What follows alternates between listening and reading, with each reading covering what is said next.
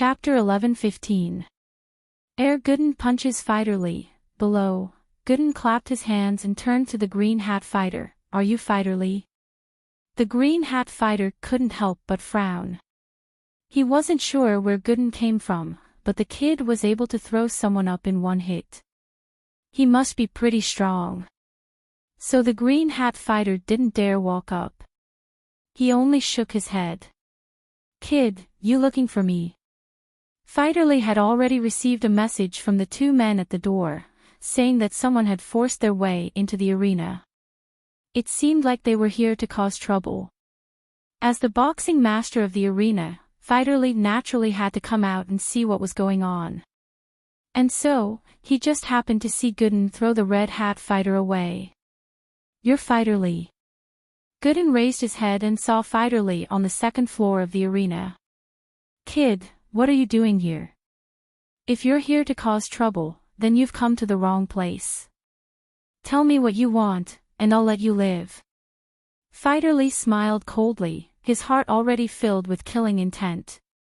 This kid was saying he was going to beat him to death. Fighterly was a petty person, so how could he take it? I'm here to beat you to death. Gooden frowned, impatient. What are you doing up there? Hurry up and come down, I'll beat you to death. Ha! Fighterly laughed instead of getting angry. Was this Gooden an idiot? How could he say such retarded words? Telling him to come down and let him beat him to death. What a lame joke. But Fighterly still asked, I don't even know you, and you want to beat me to death? The audience started laughing as well. Fights were fun, but accidents like this were quite interesting as well, especially when Gooden said he was going to beat Fighterly to death. Are you that Fighterly who wants to steal you Yuan? Gooden frowned, but he still wanted to confirm it. It wouldn't be good if he hit the wrong person. Oh. Are you here to stand up for you Yuan? Very well, how dare you act cocky in front of me, Iron Fistly. You won't be leaving today. Fighterly's eyes flashed with rage.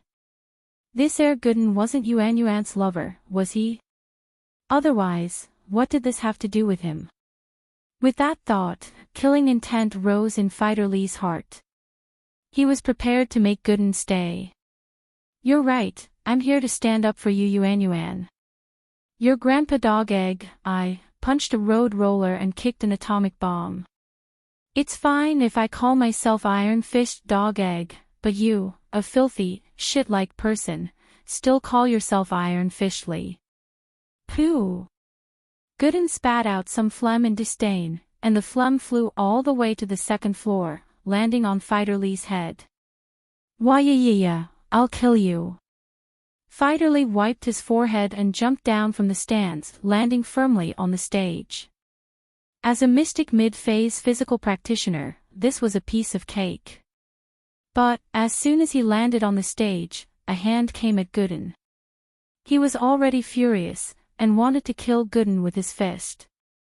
Gooden didn't dodge at all, raising his fist to meet Fighterly's fist head-on. Gotcha! Bang! A crisp sound, a muffled sound. Fighterly's body flew out of the ring. One of his arms was bent at an abnormal angle. Obviously, the gotcha sound was the sound of his arm breaking off.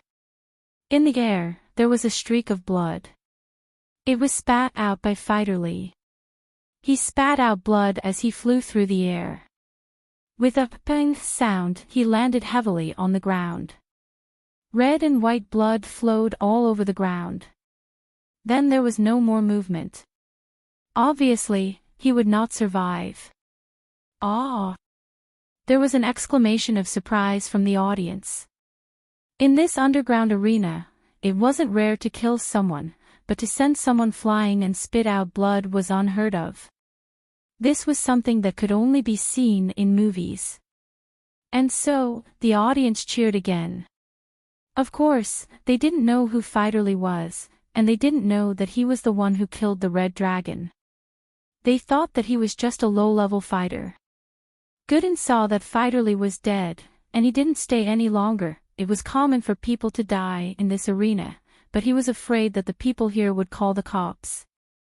Before they could react, he jumped off the stage and ran out of the arena like a puff of smoke, leaving the place. But just as they stepped out of the arena, a taxi stopped not too far away. The people who got out of the taxi were Yuren and Yuan, father and daughter. The two got off the car and saw Gooden running out. They quickly went up to him, but Yuan spoke first. "How are you? Did you see Fighter Lee?" "Run, I killed him already," Gooden said in a low voice. "Aw. You killed him?" Yuan's eyes were wide as she looked at Gooden in disbelief. "Yes." Gooden nodded. "Taxi." Yuan suddenly remembered that the taxi was already paid, and they didn't have to wait. She turned around, and the taxi was already far away. Gooden scratched his head and reached out with both hands, picking up Yuan and Yuren as he ran. Yuan jumped in fright. She didn't think that Gooden could run this fast with two people in his arms. Was he even human? Yuren was dumbfounded as well. He didn't think that a human could run this fast. Gooden ran for more than a kilometer before stopping. Yuan and Yuren's weight was nothing to him. He was carrying a few hundred kilograms of wild boar on his back, but he was still able to run like he was flying. "How did you run so fast? Are you even human?" Yuan was put on the ground, scared out of her wits. She clutched her chest and pointed at Gooden, her face full of shock. "I'm used to running in the mountains," Gooden said. "All right, I killed that bastard, and he won't bother you anymore." "You really killed him? Aren't you afraid of getting sued?" Yuan didn't think that Gooden would really kill him. She didn't really believe it at first, but after seeing Gooden's speed, she started to believe it. This guy wasn't simple. "Didn't you say that people dying in the arena was a common thing? They can call the police." Gooden jumped. "Will the police come to arrest me?" Chapter 11:16. Yuren's thoughts with that thought. Yuan said, "Fighter Lee gave me some money, come to my house later and run with it. The police might not be looking for you, but I'm afraid the people in the arena won't let you go. You think I'm scared of those filthy bastards? If they dare come, I'll beat them up." Gooden didn't really care about the people in the arena. Plus, what would you guys do if I left? If they came for you, wouldn't I be doing something bad? Yuan didn't really care about the arena's revenge. It was just death. What could be worse than death? But who would want to die if they could? Seeing how Gooden didn't seem to care, Yuan wanted him to stay, but she didn't want to cause trouble for him. "Hey, what's with this and that? I don't have a place to stay anyways, so I'll just stay at your house for a few days." Gooden was telling the truth. He had no money, and he even lost Boss Lin Yi's address. Where would he go? "Kid, did you really kill Fighter Lee?" Yuren pondered for a long time before finally asking. "That Fighter Lee was a piece of shit, I killed him with one punch." Gooden nodded. "Then what do you want to do in the future? What do you want to do in Songshan?" Yuren felt that Gooden wasn't a bad person, and his mind started working. If he could make Gooden work in his shop, that would be a good thing. His body was strong, and he'd be a good worker. Yuren's metal shop also sold building materials, but because Yuren couldn't deliver things to people's doorsteps, business wasn't that good. Now that Gooden was so strong, he'd probably be able to carry a toilet bowl or something, and so Yuren wanted him to stay. Especially with Gooden here, he'd be able to protect his house from the arena's harassment, so why not? Uncle, to tell you the truth, I came here to find my boss, but he put the address and the money in the handkerchief, and I can't contact him now. I don't know what I should do, Gooden said dejectedly as he thought about the stupid thing he'd done. Boss Lin Yi was still waiting for the potion, but in the end, he lost the address as soon as he arrived in Songshan. Oh. How about this, why don't you stay at my shop and stay at my house for a while? You can look for your boss after you've settled down. Yuren said after some thought. Alright, uncle, don't worry, I won't freeload. I have strength, I can work. Gooden nodded happily. Alright, it's settled then. What's your name? What's your boss's name? Yuren nodded satisfied, this was great, he even saved his wages. I'm Zhou Jiaming, my boss is Lin Yi. Gooden said.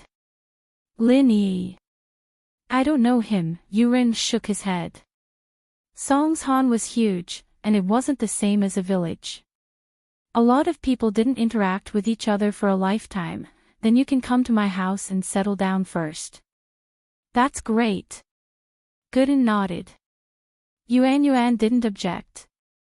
In fact, when her father suggested letting Gooden stay, she was a little happy. She didn't really like Gooden, but since ancient times, beauties loved heroes, and Gooden was kind, honest, and had a sense of justice. He was the perfect prince in Yuan's heart, so she didn't reject him. And so, Gooden officially moved into Yuan's house. Yuan's mother had been frowning these 2 days, she knew what happened to Yuren and Yuan. She hated Yuren for going to the arena, but there was nothing she could do now. She could only accept her fate. House Yu's security door had been repaired, and they bought the cheapest door they could, which was replaced after the new house was renovated. Even so, it still cost 300 kwai, making Yuan's mother's heart ache. Yuren's mother knew that Yuan didn't have much time left at home. Fighterly would be taking her away soon, so she quit her job as a nanny and prepared to stay with Yuan for a few more days. She made dinner and waited for Yuan and Yuren to come home. However, no matter how long she waited, they didn't come back. It was already an hour later than the usual time to get off work. Mrs. Yu couldn't help but call Yuan. Mom, what's up? Yuan's voice was a lot more relaxed, a change from the gloominess these days. Although this matter might not end with Fighter Li's death, it was most likely resolved. Yuan was very happy, this feeling of freedom was great. Yuan, where are you? Why aren't you home yet? Hearing her daughter's voice, Mrs. Yu let out a breath of relief. She thought that Yuan was taken away by Fighter Li today, but it didn't seem to be the case. Mom, Dad, and I are going home, there's a guest today. I'll tell you some good news when we get home. Yuan looked at Gooden and said. Oh. Good news. Mrs. Yu paused. Looking at the situation in House Yu, there wasn't much good news. Could it be that Fighter Li's situation had turned for the better? Thinking about that, Mrs. Yu quickly asked, Yuan, did Fighter Li's situation turn for the better? We're on the bus now, it's not convenient to talk about it in public. I'll tell you when we get home. Yuan wasn't stupid, although it wasn't a big deal for someone to die in the arena, she couldn't just talk about it outside, in case it caused trouble for Gooden. The arena, on the other hand, was in a mess. Scorpion didn't think that the arrogant Fighter Li would be killed by a young man called Grandpa Gooden. This was too weird, wasn't it? Scorpion quickly told the workers to take Fighter Li's body away, letting the two fighters continue the fight, in case it affected the audience's bets. After arranging everything, Scorpion quickly ran to the arena's office. Jiang Wen, too, knew what happened outside the arena from the surveillance cameras. Fighter Li's death was out of his expectations. He didn't think that Fighter Li would be killed with one punch.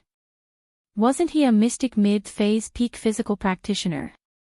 How did he die just like that? Master Wen, it's bad, Fighter Li was killed. Scorpion stumbled into Jiang Wen's office and reported. Chapter 11-17.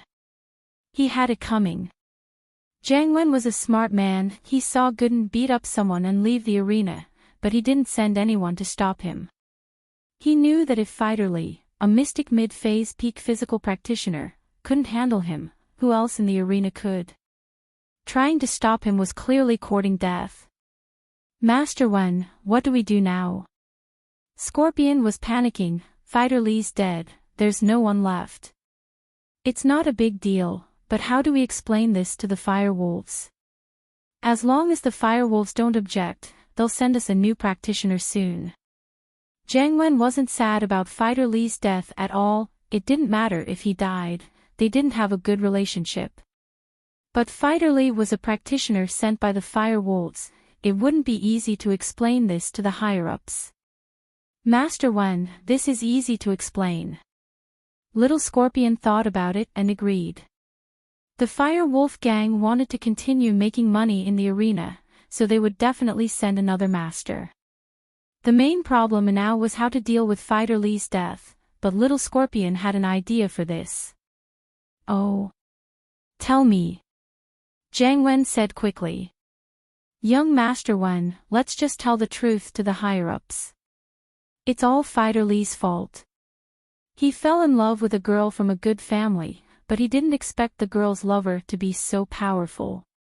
He came to the door and killed him with one punch. Scorpion thought for a moment and said, Master Wen, you still have to complain to the higher-ups about this. Say that Fighter Li didn't listen to you, that he was arrogant and despotic, that's why he kidnapped a girl. If he listened to you and didn't cause trouble, he wouldn't have been beaten to death. Not bad, Scorpion, you have a brain. Jiang Wen nodded, good, I'll make the call now. Heh, you're flattering me, Master Wen. Scorpion laughed, isn't it all because you've taught him well? You can leave first. Jiang Wen waved his hand, signaling Scorpion to leave first. His conversation with his father and the Firewolves couldn't be heard by anyone, not even Scorpion. After Scorpion left, Jiang Wen quickly called his father, and Mingyue. Hello. Jiang Wen, why are you calling me at this hour? And Mingyue was having dinner with the vice leader of the Northern Division when Jiang Wen's call came in. Dad, Fighter Li was killed. Jiang Wen said. What? Fighter Li was killed. What's going on? How did this happen? And Mingyue was stunned and frowned. Today, the vice leader of the northern branch of the Fire Wolves was treating him to a meal on behalf of the leader. The meaning of this meal was actually to acknowledge Jiang Wen's recent achievements. The underground arena had only been established for such a short period of time, and they'd already earned a few billion. It was a gold mine. Jiang Wen's speed of earning money was the fastest in the history of the Fire Wolves, and the leader of the Northern Division planned to reward and promote Jiang Wen. And Mingyue was very happy, but he didn't expect something to happen at this critical moment. On the other side, the deputy leader of the Fire Wolf Gang's Northern Division heard Mingyue's words, and his expression immediately changed. He asked with a gloomy face, Mingyue, what's going on? How did Fighter Li die? I haven't asked clearly yet, let me ask him first. And Mingyue's forehead was covered in a layer of cold sweat. The Firewolves were strong, but a mystic mid-phase peak physical practitioner wasn't someone to be underestimated. They couldn't just let him die like that, and so Mingyue decided to find out the cause of the incident first and see if there was anything he could do. Give me the phone, I'll talk to Jiang Wen myself and ask him what happened. The vice leader waved his hand and took the phone from Mingyue's hand. One had to know that a mystic mid-phase peak physical practitioner was very important to the Northern Division of the Fire Wolves gang. They couldn't just let him die like that. There was no explanation. All right. And Mingyue didn't have a choice, he had to listen to the vice leader. He was worried that Jiang Wen would be punished, but he couldn't go against the vice leader's wishes. He regretted coming here today, he should have told his son beforehand, and maybe there would have been a way out. Hello. Jiang Wen. What's going on? Fighterly is a master of our northern division. How did he get killed when he came to your place? How did such a big incident happen? The vice leader started to question Jiang Wen. Hello, is this the vice leader? Jiang Wen was a little tensered. This was his first time talking directly to a high-level member of the Fire Wolves, but he maintained his composure and asked respectfully. It's me, tell me how Fighterly died, in detail. The vice leader said. Vice leader, I finally found a boss that I can talk to. Jiang Wen acted as if he was full of grievances. Vice leader, that Fighterly didn't listen to my commands at all, acting like a tyrant and causing trouble. Look at him now, isn't he? He was beaten to death by someone. You have to help me, it's affecting the arena's business. Oh. The vice leader paused. From Jiang Wen's tone, it sounded like Fighterly was beaten to death, and he felt wronged. At first, the vice leader thought that Jiang Wen would just admit his wrongdoing. He didn't expect him to complain. He frowned and said unhappily, Jiang Wen, why are you so happy that Fighterly was beaten to death? Don't you know that you are responsible for what happened to a Firewolf's master in your place? I am responsible. No way. Jiang Wen said, unsatisfied. Vice leader, he was looking for death. What does that have to do with me? He went out to flirt with a decent woman, and in the end, her lover came to find him and punched him to death. How could I stop this? Fortunately, her lover was reasonable and knew that every wrong has a perpetrator, and every debt has a debtor, so he didn't tear down my boxing field. Otherwise, I would have suffered a great loss. Chapter 11:18. Chapter 11:16, Valentine's Day Special. Note: Valentine's Day Special can be considered a theatrical version, not a reference to the main plot. Today was the 14th of February, the traditional Valentine's Day in the West. Heavy snowflakes were falling from the sky, blanketing everything in white. Most of the cities in the world were in the midst of a lively and peaceful atmosphere. Couples walked through the shops on the pedestrian streets, enjoying each other's company. But there was one place that was an exception. This was the border of a small European country, where the temperature was as low as -38 degrees Celsius. There was no hustle and bustle here.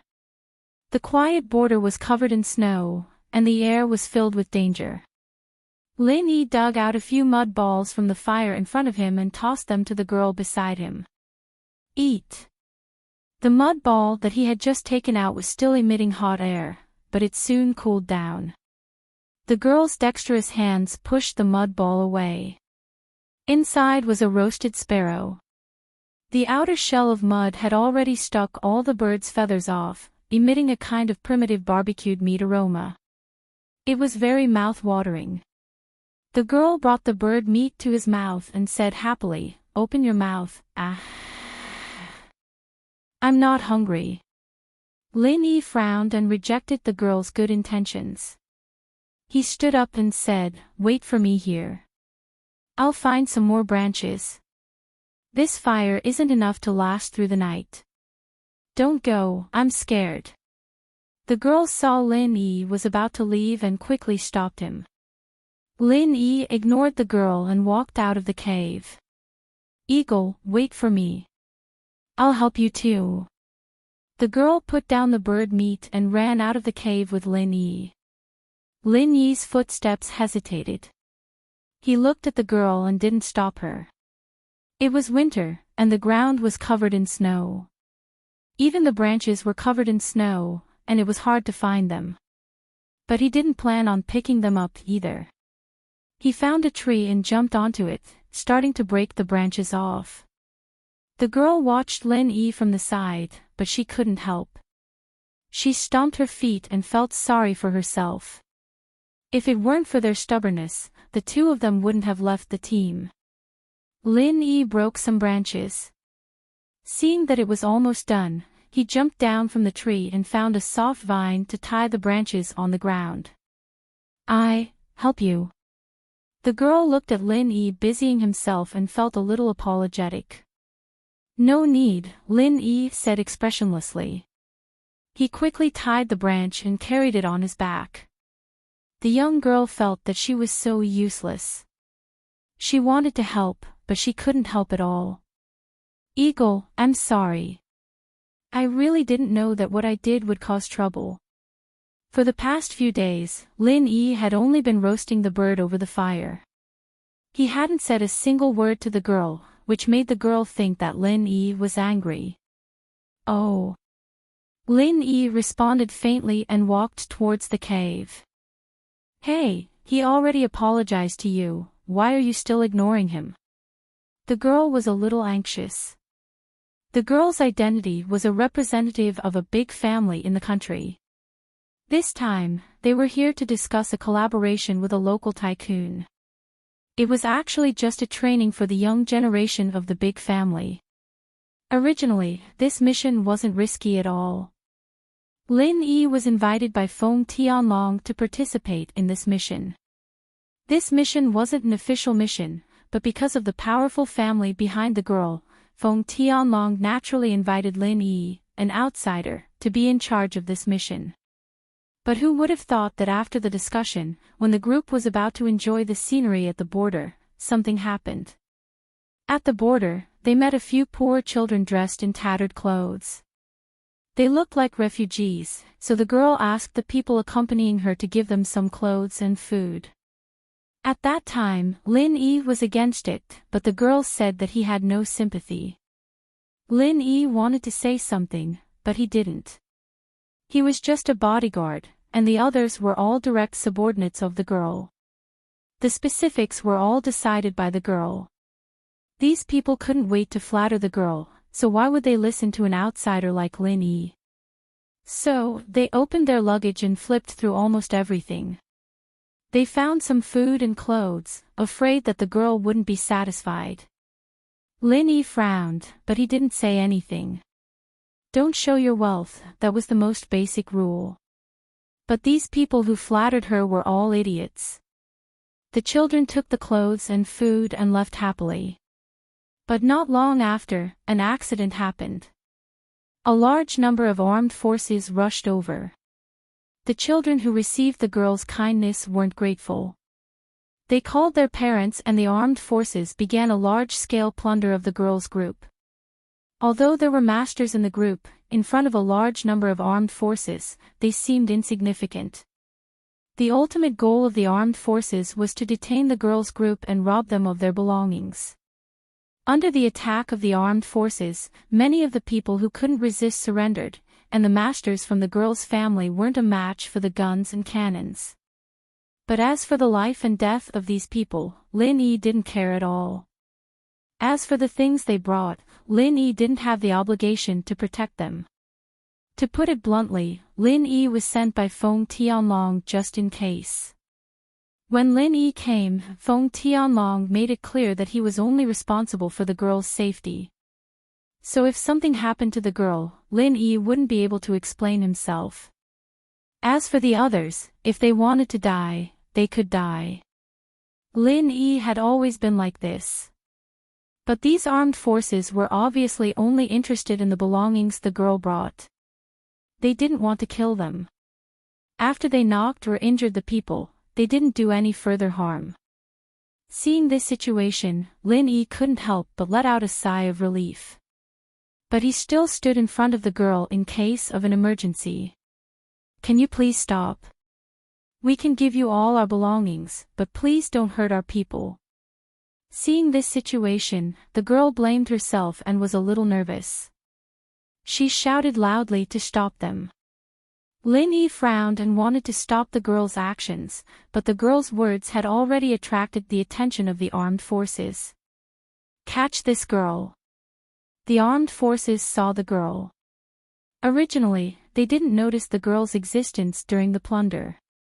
She was the only female in the group, and in the armed forces where there were very few females, seeing a woman was like a hungry wolf seeing a real thing. The leader saw the girl's appearance and immediately had an idea. Chapter 11-19. Chapter 11:17, Valentine's Day Special 2. The subordinates of the leader of the armed forces surrounded the girl after receiving the order. The girl didn't think that not only did her words not solve the problem, but it also brought trouble to herself. She panicked. What are you doing? I've already given you all my belongings, why won't you let me go? The girl didn't think that these people would be so heartless. Girl, our leader has his eyes on you. If you know what's good for you, you'd better give up and come back with us. Otherwise, you'll get it. A muscular man with a submachine gun laughed coldly. Run. Lin Yi grabbed the girl's hand and started running without saying a word. With so many armed men, it was impossible for Lin Yi, who was only at the early phase of the golden class, to win. He could only take the girl and run. The girl was also at a loss from Lin Yi's actions. She stumbled from Lin Yi's pole, but Lin Yi didn't care so much. He grabbed the girl by the waist and ran in the opposite direction. Lin Yi didn't care what happened to the people who followed him. As long as he sent the girl back safely, he would be able to answer to Feng Tianlong. Let go of the girl if you don't want to die.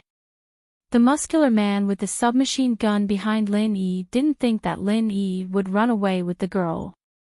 He immediately became angry and warned. Why would Lin Yi care about him? Time was of the essence. The earlier he ran, the less danger he would be in. Run again and I'll shoot. The muscular man saw that Lin Yi was ignoring him and was even more angry. He raised the submachine gun and aimed at Lin Yi.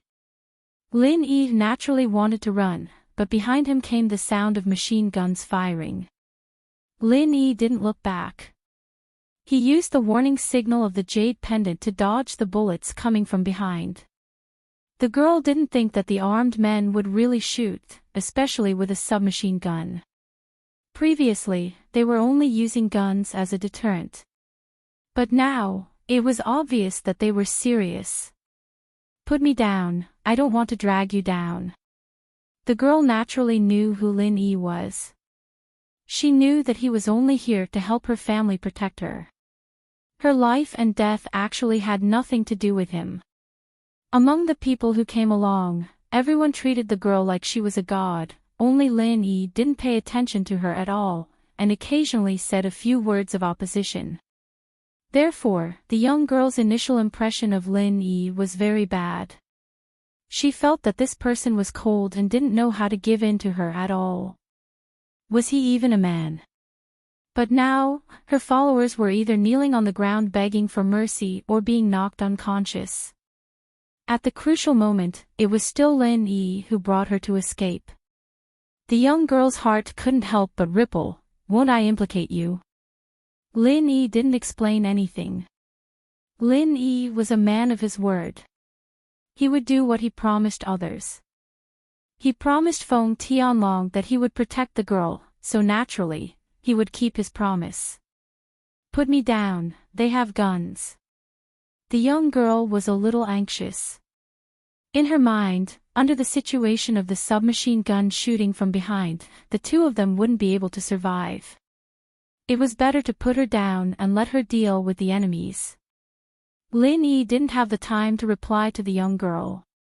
He had to concentrate and use the strength of the warning signal from the jade to determine the direction of the bullets behind them. If he wasn't careful, he might get shot.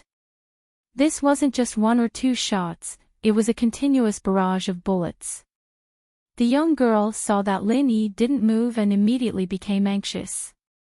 She struggled on Lin Yi's body and prepared to get down. Don't move. Lin Yi frowned. The young girl's soft body in Lin Yi's arms emitted a faint fragrance. It already made Lin Yi's determination waver. After all, Lin Yi was at the age where he was full of vigor. With the young girl's movement, it made Lin Yi's breathing quicken and his heart flutter. Fortunately, Lin Yi's self-control was stronger. He didn't have any dirty thoughts towards the young girl. However, the young girl's movement was already making Lin Yi unable to bear it. Put me down. the young girl said without hesitation. Don't move if you don't want to die. Lin Yi said coldly. I won't move if you put me down. The young girl said. Bang! While Lin Yi was distracted, there was a muffled sound. Lin Yi's calf was shot. Although this degree of injury was nothing to Lin Yi, the pain still made Lin Yi frown. At this moment, Lin Yi's strength was only equivalent to the early phase of the golden class. Looking at the young girl who was still moving around in his arms, Lin Yi suddenly became angry. He reached out and hit her but. Of course, Lin Yi only wanted to teach her a lesson. He didn't want to hurt the young girl. Otherwise, with Lin Yi's strength, the young girl would probably be beaten to death if he continued hitting her. Ah, dash, the young girl screamed. She never thought that Lin Yi would dare to hit her. Moreover, it was her butt. The young girl felt wronged. She was the little princess of her family. When had she ever been treated like this? Moreover, her butt was being spanked by a man. The young girl was embarrassed and angry. She scolded Lin Yi, let go of me. If you don't, I will go back and sue you for being a pervert. Your mouth is on your body. Do what you want, Lin Yi said indifferently. Lin Yi didn't belong to Feng Tianlong's side. He wasn't under Feng Tianlong's control. Therefore, no matter how the young girl complained, Lin Yi didn't care. The young girl saw that she couldn't scare Lin Yi. She could only give up. She pouted and unhappily let Lin Yi carry her as he ran. Although Lin Yi's running speed wasn't as fast as a bullet, he was much faster than the big man chasing behind. In a short while, Lin Yi had already left the big man far behind. However, Lin Yi didn't slow down. Although the big man was chasing on foot, the armed men had cars. Lin Yi was afraid that they would ask people to drive after him. On the snow, running could leave footprints. No matter how far Lin Yi ran, they would be able to find him. After running for a while, Lin Yi stopped. Can you put me down now? The young girl saw that Lin Yi stopped, so she asked. Lin Yi didn't answer. He still hugged the young girl tightly. He jumped up and flew onto a tree. Lin Yi didn't plan to walk on the snow. He was prepared to jump between the trees. Only by doing this could he cover his tracks and avoid being tracked by the armed men. The reason why Lin Yi chose to jump up the tree was because there was a cliff in front of him. In this way, Lin Yi created the illusion of jumping off the cliff to mislead the armed men. Ah! The young girl didn't think that Lin Yi would jump up the tree with her. She was shocked. What are you doing? Chapter 1120. T003 Valentine's Day Special 3. After walking for quite a distance, Lin Yi finally stopped on top of a very large tree. Lin Yi estimated that the militants should have caught up by now, and he needed to stop and take care of the wound on his calf. Although this degree of wound wasn't a problem for Lin Yi, the bullet hadn't been taken out yet. After jumping for such a long time, Lin Yi's wound had become even more serious. Lin Yi placed the girl in his arms on a tree trunk at the side. The branches of the tree were very strong, and the space on the tree was large enough to be safe. Even if the girl didn't know martial arts, she wouldn't have fallen. The girl didn't say anything. She didn't think that Lin Yi would actually bring her out of danger. In her heart, she was secretly grateful to Lin Yi. It seemed that he was really different from her subordinates. Previously, the girl thought that if she stayed and negotiated with the militants, she would have a chance of survival, but if she ran away, she would definitely be killed by those people. But now, it seemed that her worries didn't come to pass. At the same time, the girl let out a sigh of relief and said seriously, "Thank you." Lin Yi wasn't interested in the girl's gratitude. Although the girl was beautiful, in his eyes, she was only an employer. No matter how beautiful the employer was, it was just a fleeting cloud. Lin Yi wouldn't have any thoughts about her, and he wouldn't be happy because of her change of opinion towards him. Lin Yi stood up and began to undo his belt and take off his pants. The girl was extremely grateful towards Lin Yi, but when she raised her head, she saw him taking off his pants towards her. She was instantly shocked. "You. What are you doing?" The girl didn't think that just after she escaped danger, she would fall into danger again. Could it be that he saved her because he wanted to molest her? The girl's face became a little pale. Before, she had thought that he was a good person, but now, Lin Yi continued to take off his pants, ignoring the girl. "You. If you continue like this, I'll jump down from the tree." The girl was a little anxious. She had just escaped from the wolves, and now she was in the tiger's mouth. How could she be so unlucky? "I got shot in the leg, can't you see? I have to take care of the wound." Lin Yi was annoyed by the questions, and finally pointed at his calf and explained. "Ah." After listening to Lin Yi's words, the girl couldn't help but be stunned. She then looked in the direction of Lin Yi's finger and saw that Lin Yi's trousers were already soaked in blood. The girl was startled and said, "You were shot. Are you all right? If you didn't move, would I have been shot?" Lin Yi rolled his eyes and said angrily, "Stop arguing, I want to take out the bullet." "Oh." The girl felt guilty. It turned out that it was because of her previous struggle that Lin Yi was shot. Thinking of this, the girl's eyes were filled with deep regret. "I'm sorry. Should I help you?" "No need," Lin Yi said faintly. He took out a small knife from under his shoe and quickly dug out the bullet in his calf. Then, he took out a small bottle of powder and sprinkled it. The girl's heart skipped a beat. Just as she was about to say something, the sound of a car came from not far away. "Don't make a sound." Lin Yi waved his hand and said, "They are coming." The girl nodded and held her breath subconsciously. But fortunately, the car just circled around and left. They didn't find anything wrong. They didn't even get close to the tree. They left. The girl looked at Lin Yi carefully.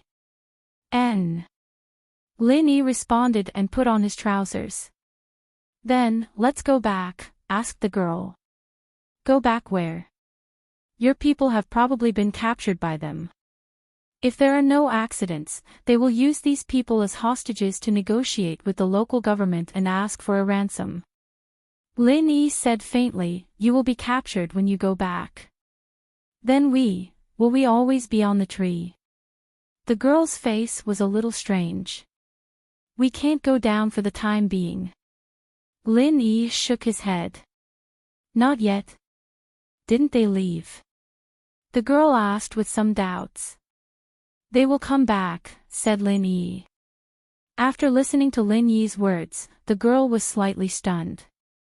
She felt a little unbelievable, but she still nodded and didn't refute.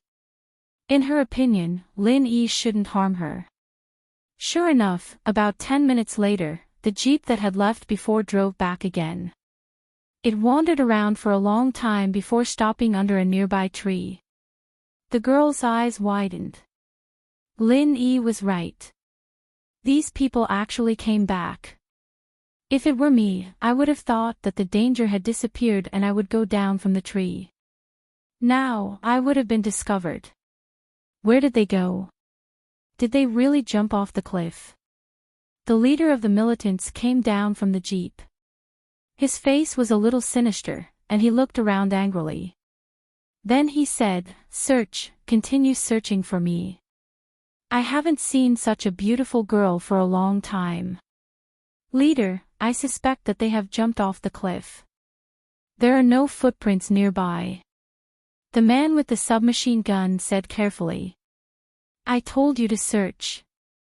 The leader of the militant said with some unwillingness, if they are alive, I want to see them.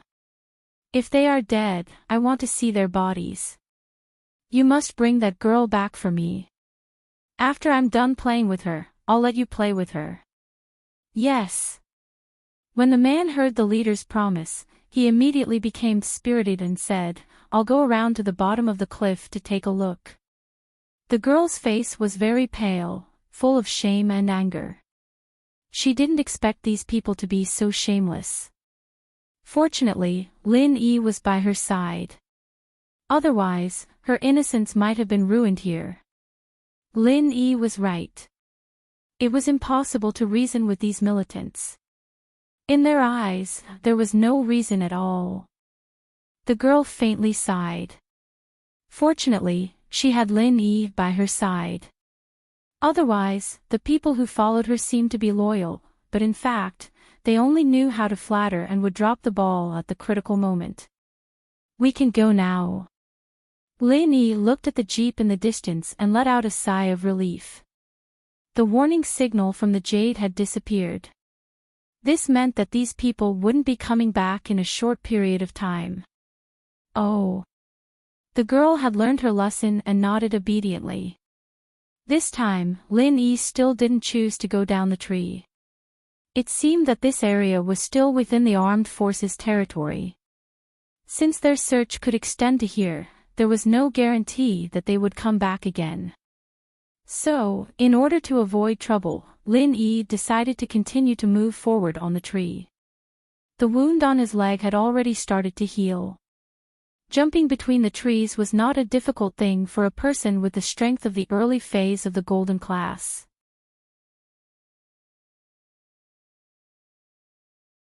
Chapter 11:21 T004 Valentine's Day Special 4-inch Eye. The girl blushed.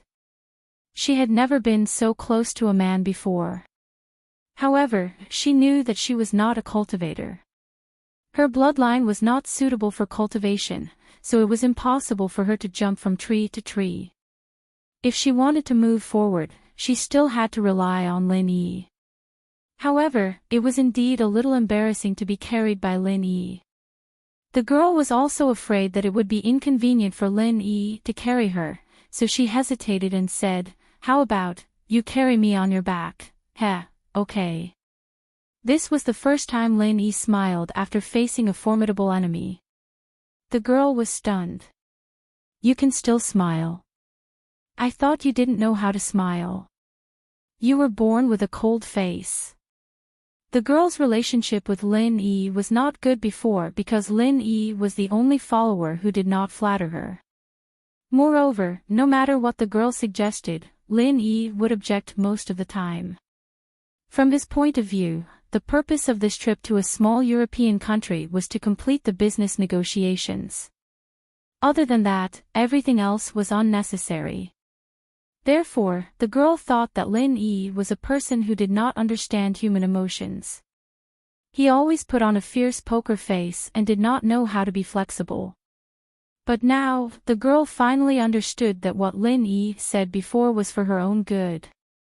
In this kind of foreign country, her follower had no experience at all. Obviously, Lin Yi had a lot of experience. Just like before, if she had listened to him and not exposed her wealth, she would not have gotten herself into trouble. Lin Yi did not answer the girl. Instead, he turned around and let her lean on his back. Although 16 years old was not very old, the girl's chest had developed well. When she leaned on Lin Yi's back, it was inevitable that her chest would press on Lin Yi's back. This made the girl very shy. But in this situation, she could not care so much. Just as Lin Yi said, if those people found out, the girl's chastity would be lost even if she did not die. Therefore, the girl only hesitated for a moment before leaning on Lin Yi's back and hugging his neck. When Lin Yi stood up, he inevitably had to support the girl's buttocks. Otherwise, if the girl directly hung on his body, Lin Yi would suffocate. The girl's face suddenly turned red, but she was behind Lin Yi, so Lin Yi could not see it. Although the girl's buttocks felt good and he could feel the softness of the girl's chest on his back, Lin Yi could not think so much at this moment. It was more important to escape. Lin Yi crossed many trees again. After about half an hour, Lin Yi stopped and jumped down from the tree. At this moment, Lin Yi had run very far away.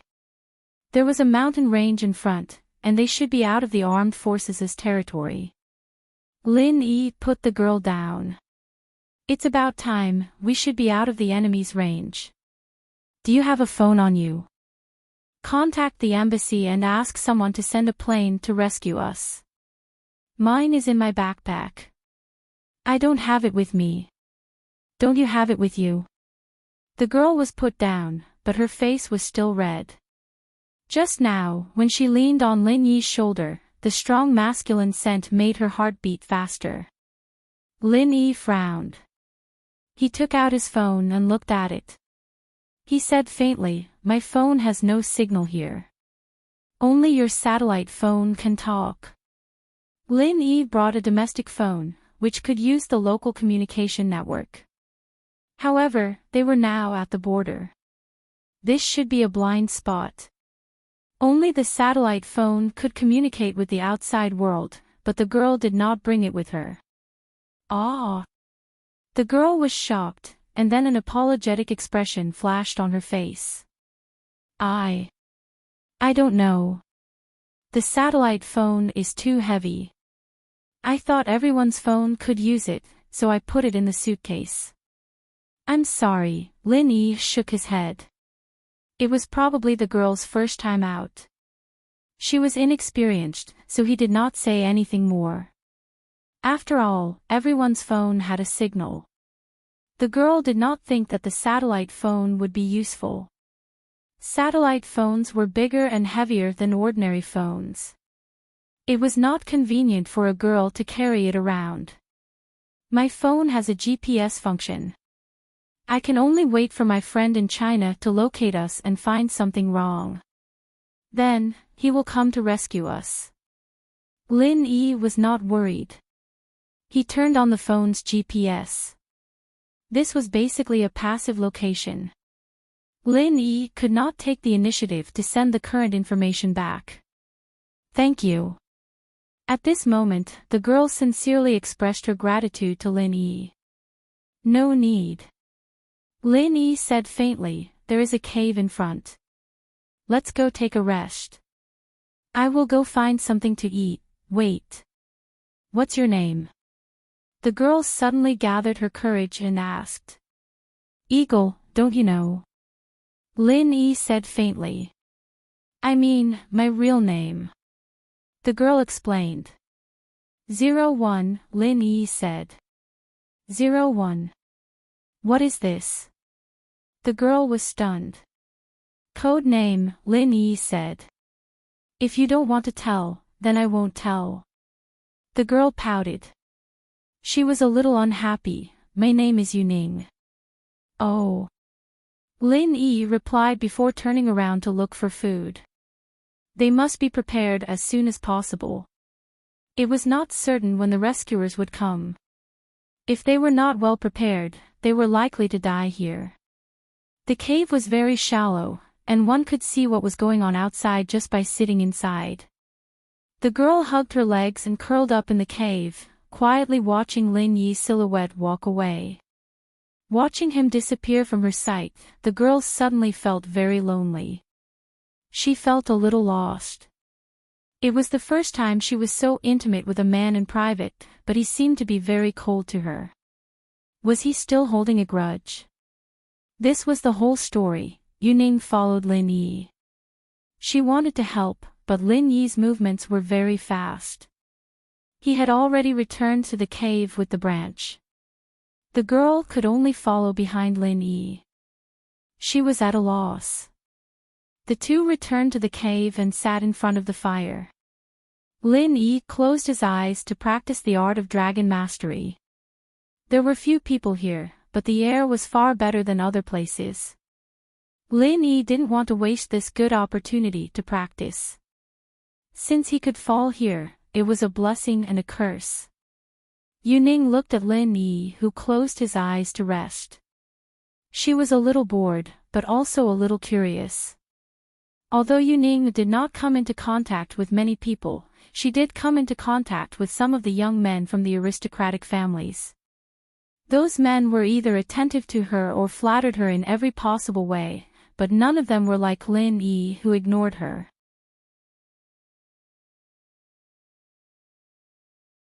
Chapter 1122 T005 Valentine's Day Special 5-inch Let's Talk. Yuning hesitated for a moment and finally asked, "What do you want to talk about?" Lin Yi opened his eyes. To be honest, Yuning was indeed a very attractive girl, especially for Lin Yi. In addition to Xiao Qi, she was the first woman that he was alone with. However, when he was with Xiao Qi, he was too young. Lin Yi's memory of this was somewhat vague and faded. However, Lin Yi was a very principled person. Yuning was his employer. Lin Yi would not let their relationship go beyond half a step. It was not in line with Lin Yi's style. "You must have experienced a lot of interesting things. Can you tell me about it?" Lin Yi's alertness and decisiveness made Yuning deeply curious. Yuning thought that he must be a person with a story. Although he looked about the same age as her, he must have had an unusual life. No. Lin Yi flatly refused Yuning's question. Yuning was a little annoyed. How could this person be so insensitive? Looking at Lin Yi closing his eyes again, Yuning stood up. She decided to go out and look at Lin Yi's poker face. It was too boring. Don't go far. Lin Yi did not open his eyes, but said to Yuning. Humph. Yuning snorted. It was an answer to Lin Yi's words and ran out of the cave. Lin Yi did not stop her. There was no danger nearby. The militants should not find them, so Lin Yi did not stop her. Yuning left, and Lin Yi breathed a sigh of relief. For the first time, he was alone with a beautiful girl. Lin Yi suppressed the puberty in his heart. He was unconsciously touched. Although Lin Yi knew Yuning's identity, Lin Yi's heart still inevitably beat faster. With a beauty by his side, it was impossible for a virgin like Lin Yi not to panic. Although he tried his best to calm himself down, it was not very effective. Lin Yi's state of mind was not as steady as it would be 2 years later. In the end, he was still a normal man. Lin Yi closed his eyes to practice. He didn't want to have too much contact with Yuning. In the wilderness, a man and a woman, this was the most likely situation for sparks to fly. Although Lin Yi was eager for something to happen, his reason stopped him. Moreover, Lin Yi was very clear that the other party was the person in charge of this negotiation, the little princess of a big family, and he was just an accompanying bodyguard. Was it realistic to have something happen with the princess? Yuning ran out of the cave, but she didn't go far. She didn't want to cause trouble for Lin Yi, so she piled up a snowman near the cave. House Yu was a mysterious house, and the reason why they were able to prosper and become the leader of the hidden houses was because of some unknown secrets. She was the inheritor of House Yu. She was the inheritor of House Yu's strength after the death of the old ancestor. This was also the reason why she couldn't practice. Her bloodline was born for inheritance. According to the instructions of House Yu's ancestor, Yuning must start her life's trial after the age of 16. Only by passing the trial could she receive the inheritance. During the trial, she couldn't add masters who were under the protection of the family, or else the trial would lose its meaning. Of course, these were the top secrets of House Yu. Yuning didn't know. She only knew that her bloodline wasn't suitable for practice. The reason why the family sent her out was to train her and make her a successful person. The children of House Yu didn't necessarily need to practice. The big House Yu also needed a leader.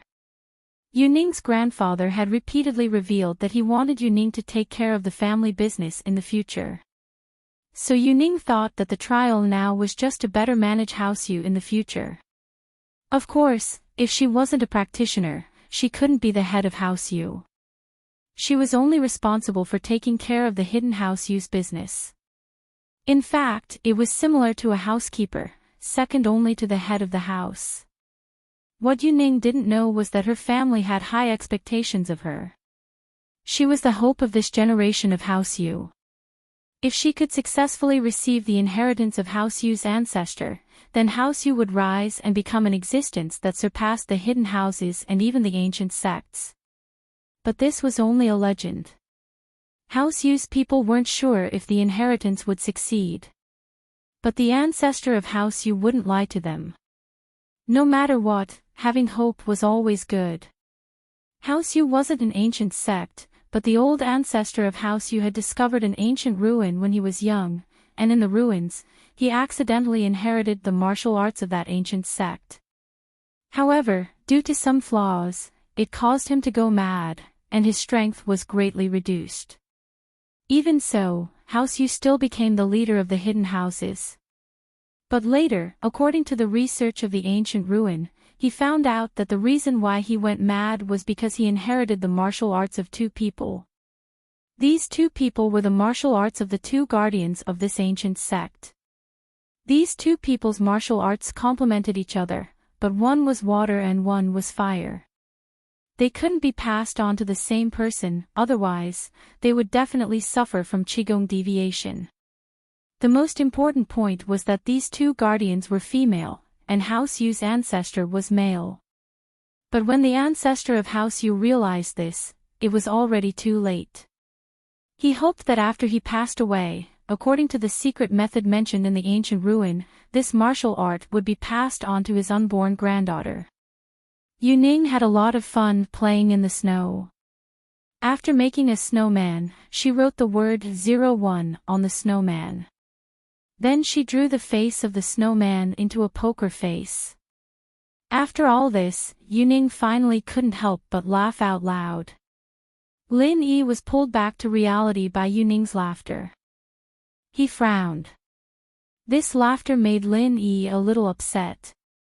At this age, his resistance to girls was very poor. Lin Yi didn't want to think about Yuning, but in his mind, he couldn't help but think of Yuning's face. Opening his eyes, Lin Yi frowned and pretended to be unhappy. What are you laughing at? Come and see. Yuning pointed to her masterpiece and winked at Lin Yi. Lin Yi got up and walked out of the cave. When he saw Yuning's snowman, he couldn't help but smile. He didn't expect Yuning to make such a snowman, but it was quite a good image. It's okay, Lin Yi said faintly. Of course, I am Genius Ning, this is Genius Ning's masterpiece. Yuning got Lin Yi's affirmation and was very happy. However, after Lin Yi finished this sentence, he turned back to the cave. In Lin Yi's heart, there was a kind of vigilance and rejection of Yuning. He warned himself not to get too close to her, otherwise, if something happened, the old man would definitely not forgive him.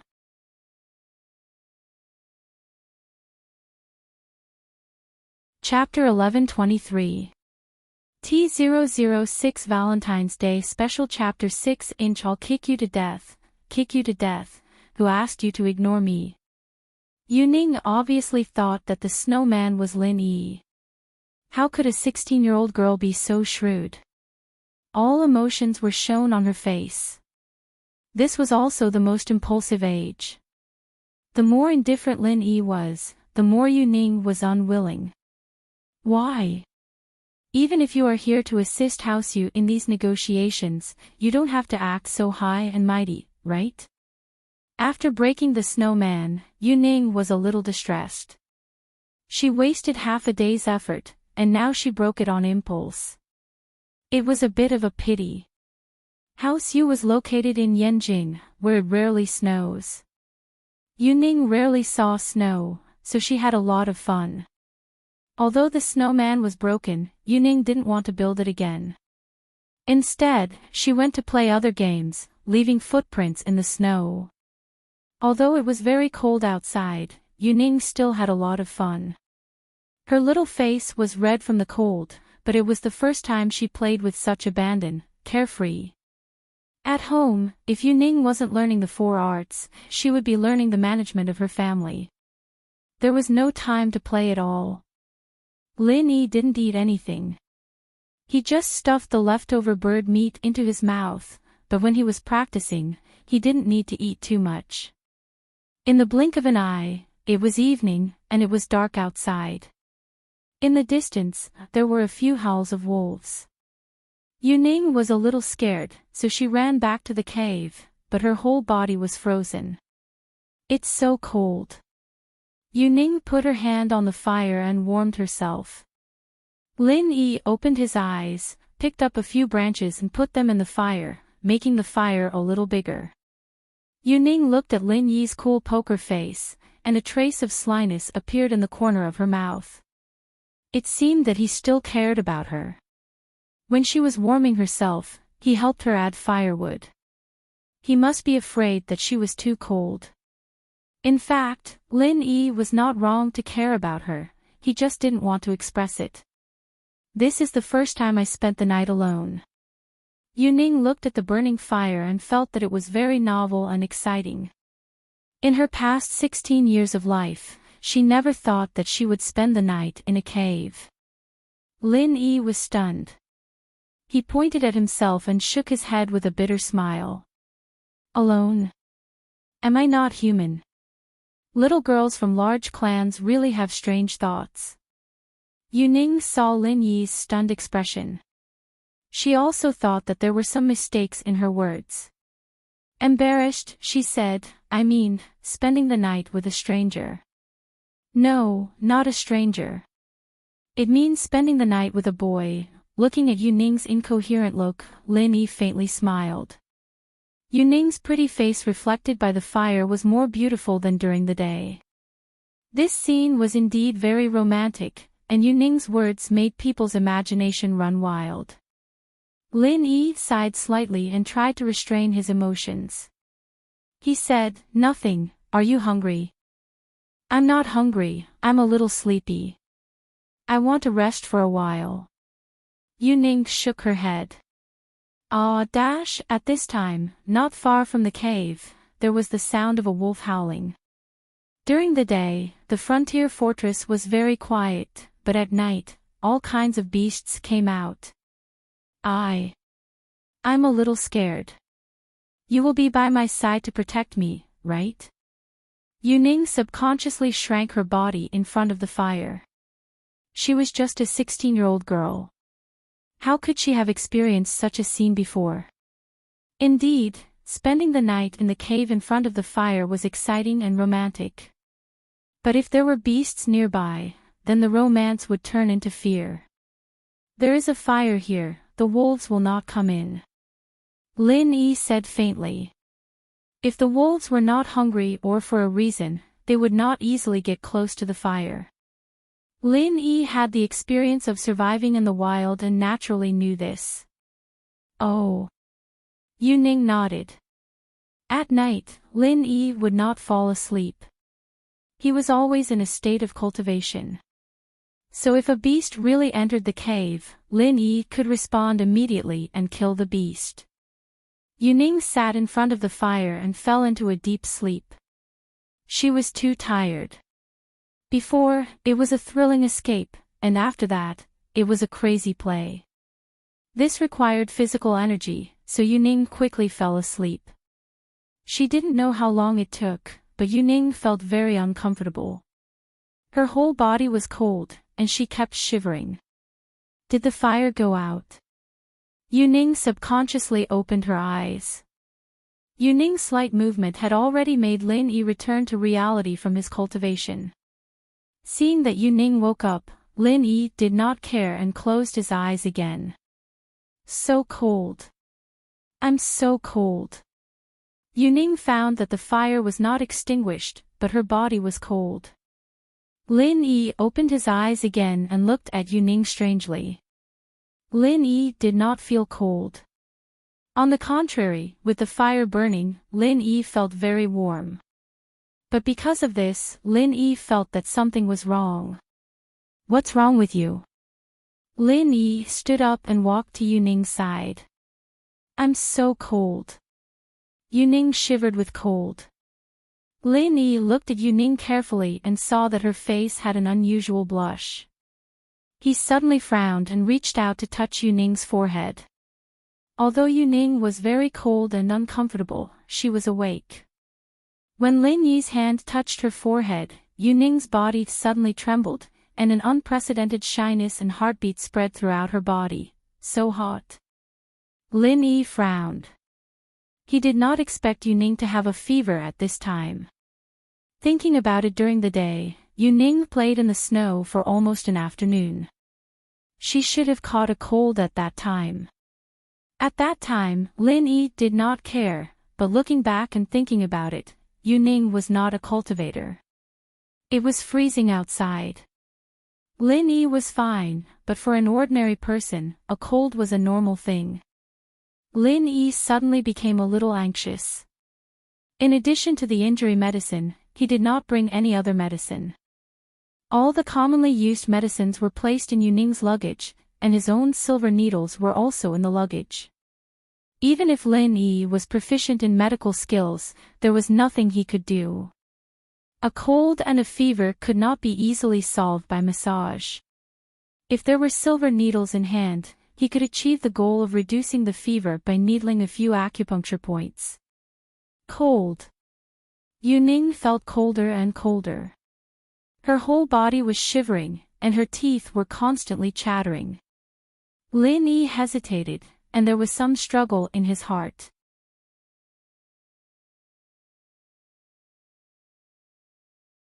Chapter 11:24. T007 Valentine's Day Special Chapter 7. The special chapter can be read as a secondary line of the book.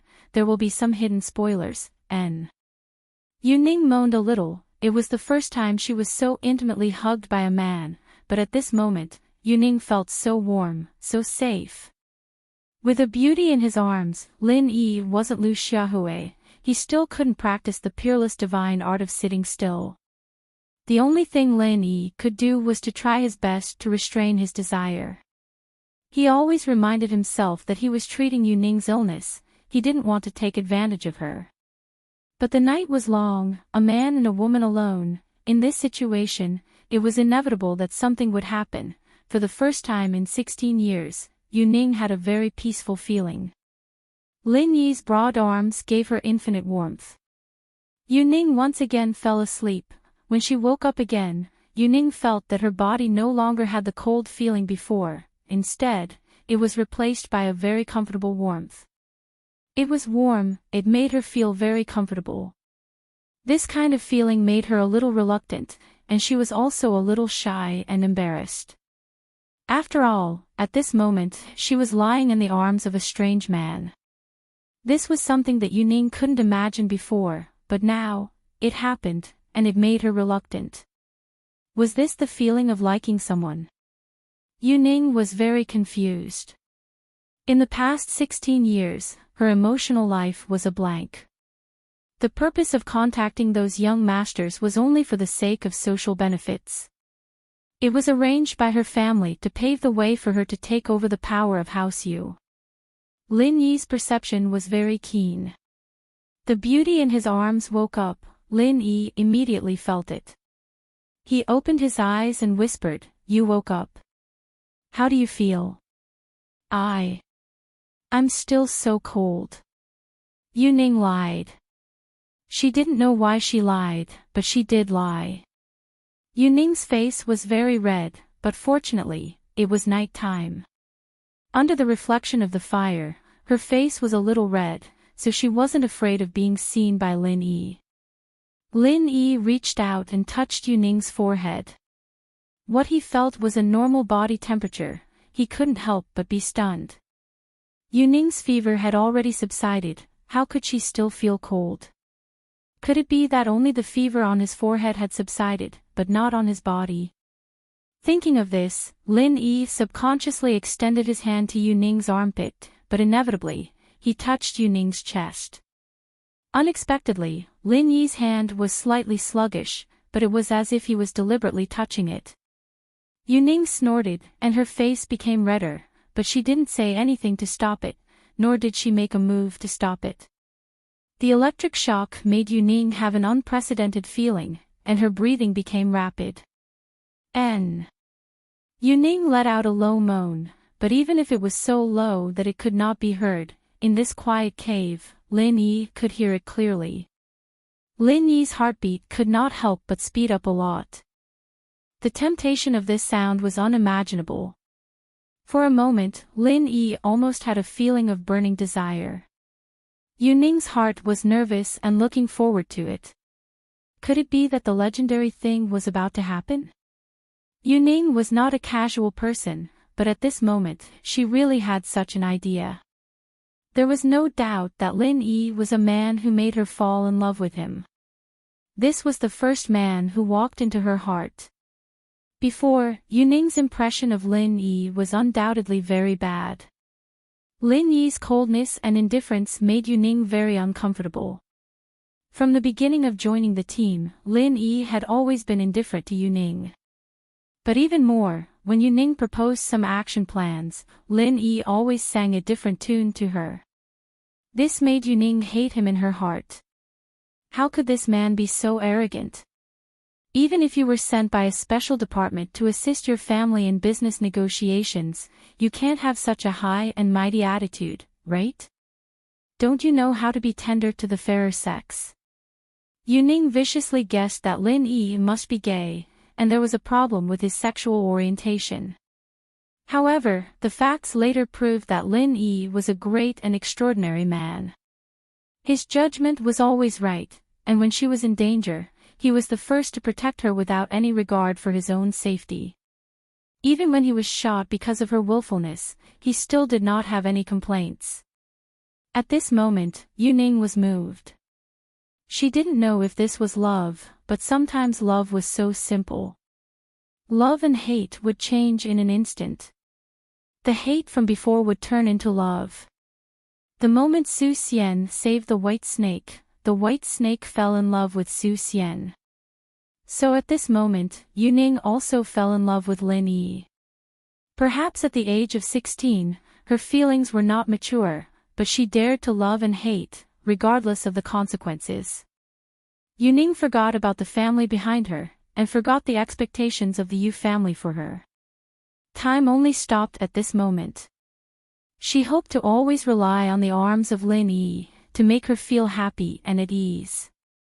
However, Lin Yi's hand, at this time, pulled away, which made Yuning's heart feel a little lost. She wanted Lin Yi to continue, but she was too reserved to say it. "Hug me. I'm cold." Yuning lied again. Yuning's words undoubtedly made Lin Yi's mind more impulsive and unclear. Lin Yi didn't care whether Yuning was cold or not, he reached out and hugged her tightly. The breathing of the two people became hot and heavy. Yuning slightly turned her head and closed her eyes, she was nervous and looking forward to it. This undoubtedly made Lin Yi even more excited. Looking at Yuning's slightly raised mouth, Lin Yi had an impulse to kiss her. The lips of the two people were slightly close, and they were about to touch. Suddenly, there were a few howls of wolves outside the cave. Lin Yi instantly restored his calmness. He raised his head and looked outside the cave. Under the dark night, there was a pair of flashing lights, it was the eyes of the wolves. Lin Yi breathed a sigh of relief and let go of Yuning's body. He almost made a mistake. If something really happened today, then Lin Yi's career would be over. Having a relationship with an employer was unforgivable. The old man at home would punish him. "There are wolves coming," Lin Yi said faintly. Yuning also opened her eyes, and her beautiful eyes flashed a trace of disappointment. She was so proactive, but he didn't like her. Or was he really disturbed by the wolves? Dead wolves, broken wolves, two stupid wolves. "I'll dig out your eyeballs and step on them." Yuning cursed to herself. She raised her head and looked outside the cave, but when she looked, she was shocked by the number of wolves. Why were there so many wolves? There were more than 20 of them.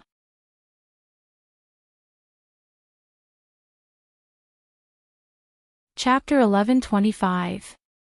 T008 Valentine's Day Special Chapter 8 Lin Yi secretly found it funny. Although Yu Ning's voice was very small, it could not escape Lin Yi's ears. However, Lin Yi did not say anything. The previous situation was a bit ambiguous, and it gave Lin Yi some headaches. He almost couldn't control himself. Although he reined in the horse at the edge of the cliff, could he really act as if nothing had happened? Undoubtedly, the relationship between the two people was much more ambiguous than before. Let's wait and see, they should not come into the cave, Lin Yi said faintly. However, this was only a comfort for Yu Ning. Now that the situation outside was out, Lin Yi's heart did not have any confidence. These wolves were probably hungry. In this snow-covered wasteland, it was really a bit difficult for wolves to find food. And now that they found their target, they should not give up so easily. If it was 1 or 2 wild wolves, they would retreat, but the situation now should not be so easy. Oh. Yu Ning was still a little scared. She drilled into Lin Yi's arms and gathered her courage to say, "Can you hug me?" Lin Yi did not respond. He had already made a mistake before. He couldn't make a mistake again. Lin Yi did not reach out to hug Yu Ning, nor did he push her away from his arms. At this moment, Lin Yi's heart was very contradictory. Yu Ning saw that Lin Yi was indifferent. Her heart was a little resentful, but it also aroused her competitive mentality. She turned around and took the initiative to hug Lin Yi. She leaned her head on Lin Yi's chest and quietly listened to Lin Yi's heartbeat. At this moment, Yu Ning forgot the horror of the hungry wolves. In Lin Yi's arms, she felt safe. The wolves surrounded the entrance of the cave. At this time, it was a competition of patience. When the sky was bright, they would retreat, but they were waiting for the people in the cave to impatiently come out. Or was it to make sure that the fire in the cave was not dangerous? Finally, one of the wolves became impatient and tried to approach the cave. The fear brought by the fire had been overcome by hunger. If there was nothing to eat, it could only starve to death. Yu Ning saw this scene and couldn't help but exclaim, "Aren't they afraid to come in? Even a cornered dog will jump over a wall, let alone a hungry wolf." Lin Yi smiled bitterly. He had underestimated the courage of the nearby wolves. Lin Yi wasn't afraid of the hungry wolves. Lin Yi could guarantee that he wouldn't be hurt if the wolves besieged him, but Lin Yi was afraid that these wolves would hurt Yu Ning while besieging him. It was impossible for him to kill so many wolves at once. It was unrealistic. "I'm scared." Yu Ning didn't lie this time. She was really scared. "Oh, it's okay." Lin Yi comforted her, but his eyes were fixed on the wolf that tried to walk into the cave. The wild wolf walked and stopped. It seemed to know that everything in front of it wasn't as calm as it seemed on the surface, but it was hungry after all. After a short test, it impatiently crawled over here. Yu Ning couldn't help but exclaim. She hugged Lin Yi's hand a little tighter. Lin Yi frowned. He didn't expect this wolf to be so bold, but in this case, it was impossible to expect it to retreat. In an instant, Lin Yi had the intention to kill. He only hoped to kill one to warn others, otherwise, the problem wouldn't be solved. "Wait for me, we will have meat to eat tomorrow morning." Lin Yi faintly removed Yu Ning's hand from his body and said. Yu Ning was obviously reluctant, but there was no other way. She couldn't wait for the wolf to come over, right? So Yu Ning obediently let go of Lin Yi, but she said to him, "You be careful." Lin Yi didn't speak, but suddenly ran to the wolf. He lifted his leg and kicked the wolf's head. The bold wolf didn't even have time to groan before it was kicked out by Lin Yi. It fell heavily on the stone wall of the cave and died. Lin Yi's action was ruthless, but it shocked the wolves outside. Those wolves who were originally moving forward all took 2 steps back. Yuning also exclaimed subconsciously. She didn't expect Lin Yi to be so powerful. He kicked the wolf to death with 1 kick, but it made her originally nervous heart relax a lot. After Lin Yi kicked the wolf to death, he didn't return to Yuning's side. Instead, he stood in the same place and looked coldly at the wolves outside the cave. The wolves were indeed a little scared. They knew that Lin Yi was a very dangerous prey, but they were hungry, so they didn't leave here. They still waited outside the cave, waiting for the opportunity to move. Perhaps in the eyes of these wolves, although Lin Yi was powerful, he was not the opponent of their group of wolves. If Lin Yi was really powerful, then he could kill them all. I'm a little scared, can you come back? Yuning subconsciously called out to Lin Yi. Lin Yi didn't answer. At this time, he couldn't leave. He had to keep an eye on the movements of the wolves. Yuning saw that Lin Yi didn't pay attention to her. She was a little unhappy and pouted, but Lin Yi obviously couldn't see it because Lin Yi didn't have eyes on the back of his head. After a while, 2 hungry wolves finally couldn't hold it in anymore and walked over to Lin Yi's side to test the waters. 2 wolves, Lin Yi could still easily deal with them. What Lin Yi was looking forward to now was that if these wolves walked forward in small groups, then Lin Yi would be enough to deal with them. However, he was afraid that they wouldn't be like this, and if they swarmed him, then it would be a little troublesome. After the 2 wolves walked to the entrance of the cave, 1 wolf quickly rushed to Lin Yi, but the other did not rush to Lin Yi, but rushed to the body of the wolf that Lin Yi had just killed in the cave. Lin Yi's mouth flashed a sneer. This wolf was quite smart. It seemed that the sense of teamwork between the wolves was too poor, and each had their own ideas. Originally, 2 wolves were facing the enemy together, but one of them had a different idea and went to grab the body of the other wolf. Wolves were carnivores, and they also eat the corpses of their own kind. Therefore, the wolf felt that Lin Yi was more difficult to deal with, so it wanted to drag the body of its own kind. However, how could Lin Yi let it succeed? Lin Yi first took care of the hungry wolf that pounced at him with a single punch, and then with lightning speed, he took care of the wolf that went to drag the corpse of its own kind. Lin Yi sneered and piled the bodies of the 3 wolves together. He looked coldly at the wolves outside the cave. 2 more hungry wolves that tried to test the waters turned into corpses, which made the wolves outside a lot more cautious and careful. They once again retreated a distance, but they still had no intention of leaving.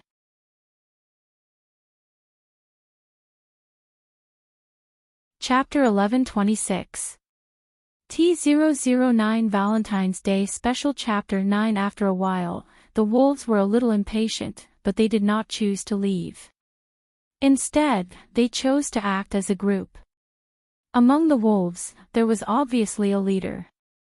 After it shouted at the wolves all approached the cave together.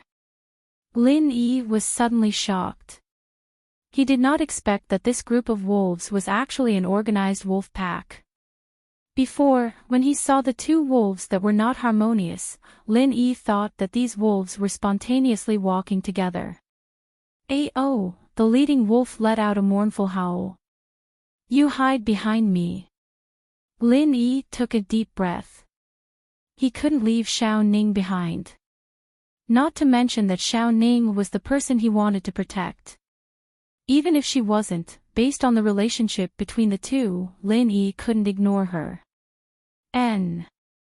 Although Yuning was afraid, when she heard Lin Yi's words, she still got up and hid behind Lin Yi. "You will protect me, right?" Lin Yi nodded. Yuning smiled slightly and hugged Lin Yi from behind and hugged Lin Yi. Such a bold move, if it was any other time, she would definitely not dare to do it, but today, she did it naturally. In this kind of environment, it was completely possible to do things that she usually wouldn't dare to do. Lin Yi couldn't help but smile bitterly. Yuning hugged him from behind, so that he couldn't clean up the wolves that ran over, so that both of them would be trapped by the wolves. Thinking of this, Lin Yi said to Yuning, "You let go of me." "No." Yuning thought that Lin Yi wanted to drive her away, so she stubbornly shook her head. Lin Yi was stunned and somewhat helpless. He could only turn around and hugged Yuning. He held her buttocks and let her sit in his arms. Lin Yi held Yuning with one hand. For Lin Yi, this was not a difficult thing. This level of weight was nothing at all. In this way, although it was still a bit of a burden, Lin Yi could free up one hand and two legs, which was enough to deal with the attack of the wolves. Yuning was shocked by Lin Yi's sudden move, but her heart was very sweet. It turned out that he wanted her to let go because he wanted to hug her. Lin Yi didn't have time to explain so much to her, because the wolves had already rushed in. "Close your eyes," Lin Yi said to Yuning, and then he made his move. Dealing with these beasts was nothing for Lin Yi. When Lin Yi was young, he often went up the mountains to hunt. The two of them were wild boars and kicked wild wolves. These wolves were not enough to enter Lin Yi's eyes. The reason why Lin Yi asked Yuning to close her eyes was that Lin Yi didn't want to scare Yuning. He wanted to start a massacre, and it must be much more bloody than before. A burst of howling and screams of the wolves came one after another. A hungry wolf fell to the ground, the cave wall, and died.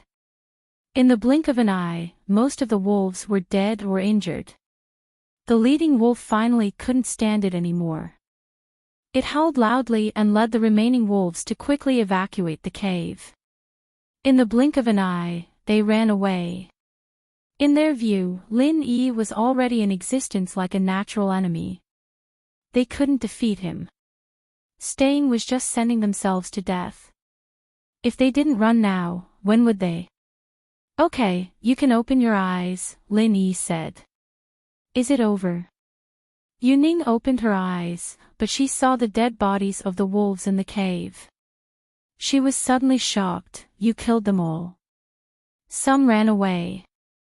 If Lin Yi wanted to kill them all, it wouldn't be difficult. It was just that he was holding Yuning, so it was somewhat inconvenient for him to move, so he let the wolves go. In fact, Lin Yi didn't have any hatred with these wolves. They came to him purely out of instinct. Lin Yi couldn't lower himself to a group of animals. Killing these wolves was enough for him and Yuning to eat for a few days. There was no need to kill all the wolves. "I knew that you would protect me regardless of your own safety." Yuning smiled sweetly and said happily, "If you die, I won't be able to explain." Lin Yi knew what Yuning meant, but Lin Yi couldn't let the situation develop. He could only say so. Yuning's expression was gloomy. She licked her lips, but in the end, she didn't say anything. Lin Yi put Yuning on the ground. Although Yuning was unwilling to let go of Lin Yi's neck, Lin Yi was half squatting there. He didn't intend to continue to hold her. Yuning was not willing to be outdone.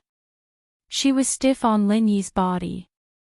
Lin Yi's half-squatting posture was not easy for ordinary people to maintain. After a while, his legs would be sore, but it was nothing for Lin Yi. It was much easier than when he was a child. In the end, Yuning finally couldn't hold it anymore. She first compromised and came down from Lin Yi. She said with some complaints, "You are so cruel." Lin Yi didn't say anything. He turned around to deal with the bodies of the hungry wolves in the cave and piled them together. I want to go to the toilet," Yuning suddenly said. "Oh, then I will go out." Lin Yi turned around and walked out of the cave. "No, I want to go outside." "This is a place to live," Yuning said. "Oh, then you go out." I won't go out of the cave.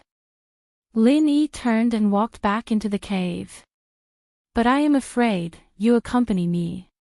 Yu Ning's current mentality was similar to other girls in their rebellious period. The more Lin Yi avoided her, the more unwilling she was. She couldn't care so much and became more bold. It's okay. You can just dig out their eyeballs and step on them. Lin Yi couldn't help but tease her. Ah. Yu Ning was stunned. She immediately thought of her own bold words. She didn't expect that she was talking to herself in such a small voice, but Lin Yi actually heard it. Yu Ning suddenly felt embarrassed, but then she thought, so what if he heard it? Anyway, she was bold enough. She wasn't afraid of what Lin Yi would think, so she said, I mean, you kill them, then I will step on their eyeballs. Lin Yi was speechless for a while. Sometimes there was no reason to talk to a girl, then let's go, I won't look at you. Yu Ning frowned and didn't say anything. She hoped that Lin Yi would peek at her. Although it would be a little shy, at least it proved that Lin Yi was interested in her. Out of the cave, Yu Ning found a tree root, untied her pants, and let out water. The sound of water made her blush. She looked at Lin Yi not far away, but found that he was looking in the opposite direction from her.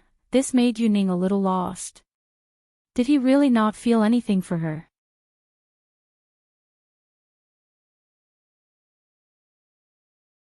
Chapter 11:27. T010 Valentine's Day Special Chapter 10 Lin Yi's heart was somewhat tangled. Although he had performed a lot of tasks, he was still a 16-year-old boy. If he said that he had no feelings for Yu Ning, he would be deceiving himself. But having feelings didn't mean that he could act according to his own ideas. Lin Yi took a deep breath and resisted the urge to look back. His eyes looked into the distance and quietly felt the movement nearby. The wolves had obviously gone far away. They didn't have the courage to stay. Yu Ning shyly pulled up her pants and washed her hands with the snow on the ground. Then she stood up and walked to Lin Yi's side. Are you done? Let's go back. Lin Yi felt Yu Ning coming over, so he asked. Well, but I don't want to go back. Can you accompany me to the entrance of the cave to look at the stars? Yu Ning said, the sky here is clearer and cleaner than in the city. You can see more stars. Okay. Lin Yi did not refuse. He felt that some things must be talked to Yu Ning openly. The relationship between the two people must be clear. Yu Ning and Lin Yi sat at the entrance of the cave. There was a fire burning behind them, but they didn't feel cold. Today is Valentine's Day, Yu Ning said. She was a little annoyed with Lin Yi's silence. If you don't talk to him, he is like a wooden man, not saying a word. Is it? It seems that it has passed. Lin Yi asked. This is the happiest Valentine's Day I have ever had. Yu Ning ignored Lin Yi's words and continued, on my 16th Valentine's Day, I think I found someone I like. Lin Yi's heart was suddenly shocked. What Yu Ning's words meant, Lin Yi was very clear. Yu Ning actually wanted to confess to him in this environment. Although this seemed to be a good thing, Lin Yi didn't think so. He had to rein in the horse at the edge of the cliff and kill this unstarted relationship in the cradle. You're only 16 years old. You're too young to understand what love is. In this environment, we've experienced many things together. Perhaps you mistakenly think that this is love, but it's not. Lin Yi interrupted Yu Ning's words and said, when you return home, you will find that everything is so ridiculous. No, I know what I'm thinking. What's so young about 16? In ancient times, they even had children. Besides, you're only 16, right? Why are you lecturing me? Yu Ning asked with some excitement. She was somewhat dissatisfied with Lin Yi interrupting her confession. Really? Then you can continue. Lin Yi was helpless against Yu Ning's stubbornness.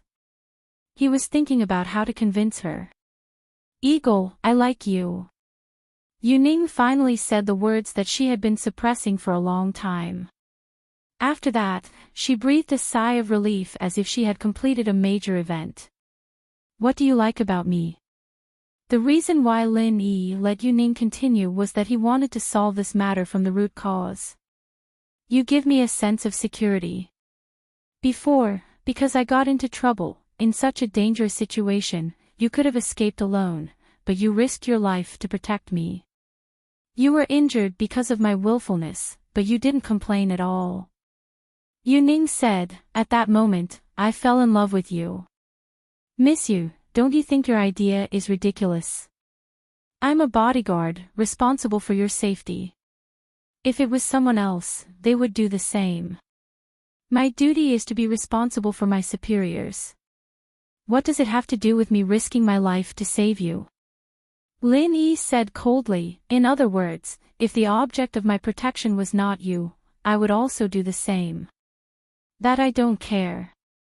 Anyway, you are the first man to walk into my heart in 16 years, and you will definitely be the last." Yu Ning shook her head stubbornly, "I just like you. When I go back, I will tell my mom and dad. Let them contact your superiors and ask you to come and protect me." "Oh, that's good. Wait until you can come and talk." Lin Yi was full of confidence in this. If he was Feng Tianlong's subordinate, he would have some concerns, but he and Feng Tianlong were in an equal relationship. Lin Yi only assisted Feng Tianlong's department to do some things, but to say that he ordered him, that was impossible. Yu Ning also heard something, but she didn't give up. "If that doesn't work, then every time there is a task, I want you to accompany me." "Well, whatever you want." Lin Yi explained helplessly, "But what I want to tell you is that people like us can't have love. I can die at any time. I can't give you what you want. If you are wise, you should give up quickly. This is good for both you and me. I won't let go. In the future, I won't allow you to do such a dangerous job. Why don't you resign and accompany me?" Yu Ning said overbearingly. "Oh, well, I don't like you. I have a girlfriend." Lin Yi really had no choice but to say so. Yu Ning was silent. Lin Yi's explanation made her a little overwhelmed. If Lin Yi simply refused her love, then Yu Ning didn't care. But Lin Yi said that he already had a girlfriend. What hope did she have? "Okay, that's all I have to say. Don't mention this topic again." Lin Yi saw that Yu Ning was silent, and suddenly breathed a sigh of relief. It seemed that his words had some effect. "No!" Yu Ning suddenly exclaimed, "You are lying. Didn't you say before that people like you can't have love? Then where did you get a girlfriend?" This. Lin Yi didn't expect his own reason to be so contradictory. He suddenly felt a little embarrassed. However, in this case, the more he explained, the worse it would get. Lin Yi helplessly turned his head and ignored Yu Ning. After a while, Yu Ning saw that Lin Yi still turned his head and ignored her. Yu Ning first compromised, "Okay, let's not talk about these things. Let's talk about something else." "Okay. What do you want to talk about?" Lin Yi asked. "Tell me how you spent your previous Valentine's Day." Yu Ning asked. "If I didn't deliberately think about it, I wouldn't even know that yesterday was Valentine's Day. It was the same before. If I wasn't performing tasks, I was staying at home." Lin Yi said faintly, "Isn't it boring? In fact, I am such a boring person. This Valentine's Day, don't you think it's special?" Yu Ning asked. "Didn't you say not to talk about this topic?" Lin Yi didn't fall for it. "Oh, then I'll tell you about my past." Yu Ning felt that she should let Lin Yi understand her past. Maybe after she said it, Lin Yi would tell her about his past. Otherwise, he would be embarrassed not to say it, right? Okay. Lin Yi responded faintly. When I was young. Yuning began to talk about her past, and Lin Yi listened quietly. He really listened carefully to understand the girl's past. Of course, these things could only be buried in the bottom of his heart. Gradually, the sky turned white, and dawn came. And Yuning was also sleepy, and gradually fell asleep in Lin Yi's arms. Lin Yi didn't refuse, but quietly enjoyed this moment of warmth. This Valentine's Day, Lin Yi would always remember it in his heart and never mention it again.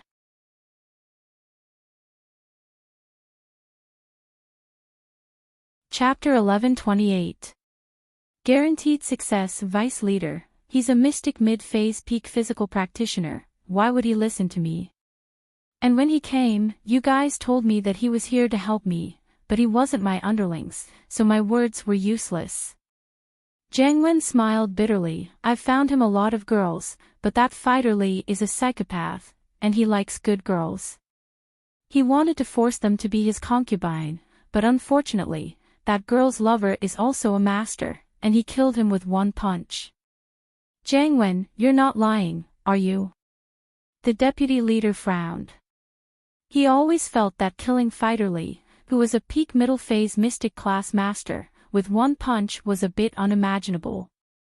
Vice Leader, I wouldn't dare lie to you. I have the surveillance video of the whole process. I can send it to you immediately. Jiang Wen said quickly. Okay, send it to me then. The Vice Leader saw how confident Jiang Wen was, and guessed that he probably wasn't lying. He didn't know that Jiang Wen was actually exaggerating, but from the video, he couldn't tell. After all, fighter Li was already dead, and the dead couldn't tell the truth. All right. Jiang Wen said, Vice Leader, what about my arena here? I can't do without someone holding the line. What if there's someone I can't handle? Don't worry, I'll report this to the leader, and we'll send another master as soon as possible. The Vice Leader said, but try to find out who the person who killed fighter Li is, and how strong he is. Vice Leader, if you send another person, he won't be as arrogant as fighter Li, will he? If he causes trouble again, I can't do anything about it. Jiang Wen smiled faintly. You don't know, Songshan is a place with crouching tigers and hidden dragons. There are a lot of masters, and if he causes trouble, he'll be easily killed. Ugh. I'll think about that. The new master, I'll order him to listen to you, and not let him cause trouble. The Vice Leader said. Then I can still restrain them. Jiang Wen was overjoyed. This was exactly the effect he wanted. He had a master by his side, and if he couldn't order them around, it'd be very annoying. Now that fighter Li was killed, Jiang Wen was in control again. So he continued, Vice Leader, and the person who killed fighter Li, I suggest that we stop investigating. This kind of person could kill fighter Li with one punch, a mystic mid-phase peak master. You can imagine how strong he is. It's better not to make enemies with this kind of person. Since he's only here to seek revenge from fighter Li, then with fighter Li dead, he shouldn't be looking for trouble with the boxing field anymore. Why bother provoking him? You're right, if he really did kill fighter Li with one punch, then he'd be at least a mystic late phase, maybe even an earth class. Someone like that, if we don't have a deep grudge against him, it'd be best if we don't make an enemy out of him. However, fighter Li's death would have been in vain. The Vice Leader thought that Jiang Wen's words made sense. He deserved his death, we don't need to avenge him.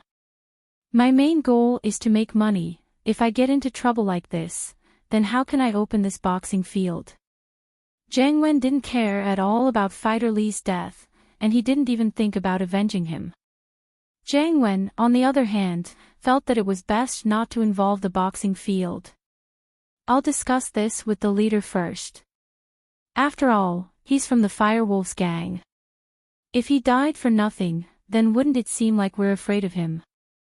If word got out, it'd affect our reputation. The vice leader sighed and said, it'd also disappoint the brothers of the Firewolves gang.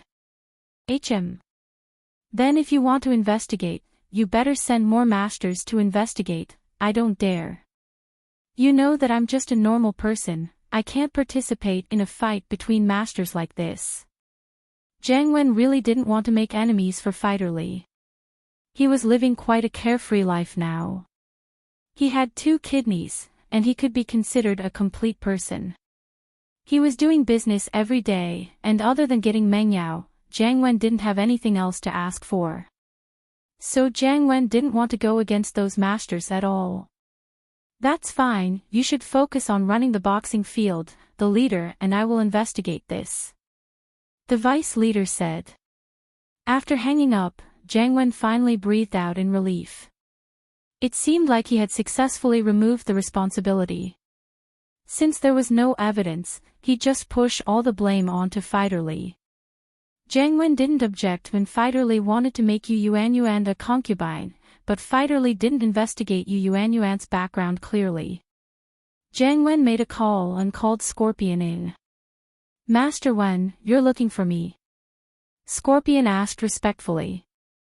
Yes, I'll tell you, I've already told the vice leader about Fighter Li, and now we're on the same page.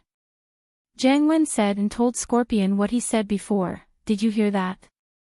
If the higher-ups investigate, you tell them. Don't worry, Master Wen, I've remembered it. Scorpion nodded and praised, Master Wen, you really are a genius. This way, the masters sent by the higher-ups will be under your control. Of course. How can they not be under my control when they're working in my field? Jiang Wen felt that he was very smart, too. Not only did the higher-ups not pursue Fighter Li's case, but they also sent masters who would be under his control, right? You better go comfort Yu Yuanyuan, tell her and that Go Dan that it was all Fighter Li's doing, it has nothing to do with our boxing field. Fighter Li is already dead, I hope she won't vent her anger on our boxing field, you know what to do, right? I understand, Master Wen, if it doesn't work, I'll just give her some money, I'll definitely take care of it. Scorpion knew what Jiang Wen was thinking. That Guden was too strong, he could kill Fighter Li with one punch, he couldn't afford to offend someone like that. If he went back unhappy and came looking for trouble again, would the boxing field still be open? Okay. Go do it, Jiang Wen waved his hand, signaling Scorpion to leave.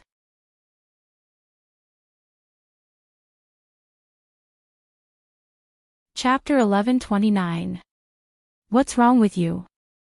Jiang Wen had gotten rich recently, and he'd been playing with a lot of girls, including some virgin schoolgirls, but Jiang Wen wasn't very interested in them.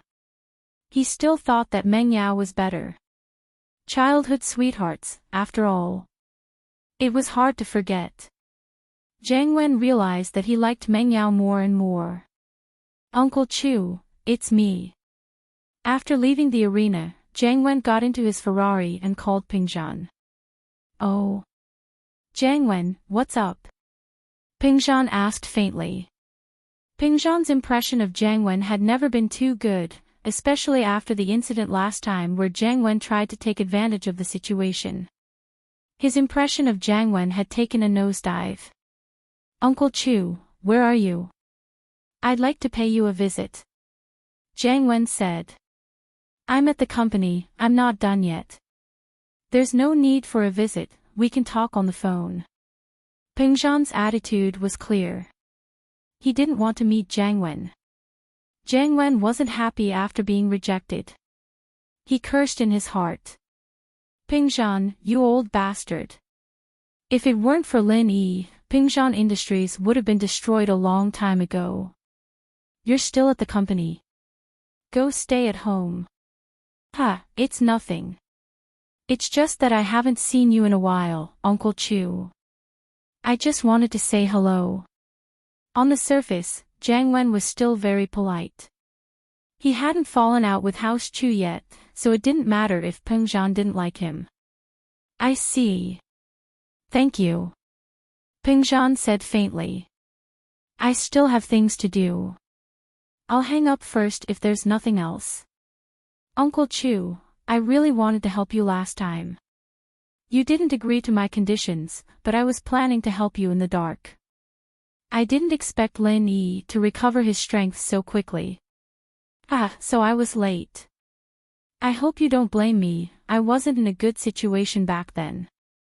Jiang Wen explained. I know. I don't blame you. Ping Zhan's tone was still calm. Alright, I won't disturb you then, Uncle Chu. Good luck with your work. Jiang Wen hung up, depressed. He'd wanted to pay Ping Zhan a visit and then go to Mingyao's villa with him, but it seemed like his wish was dashed. He'd have to go by himself if he wanted to go to Mingyao's villa. Lin Yi and the Miss didn't expect Jiang Wen to come at a time like this.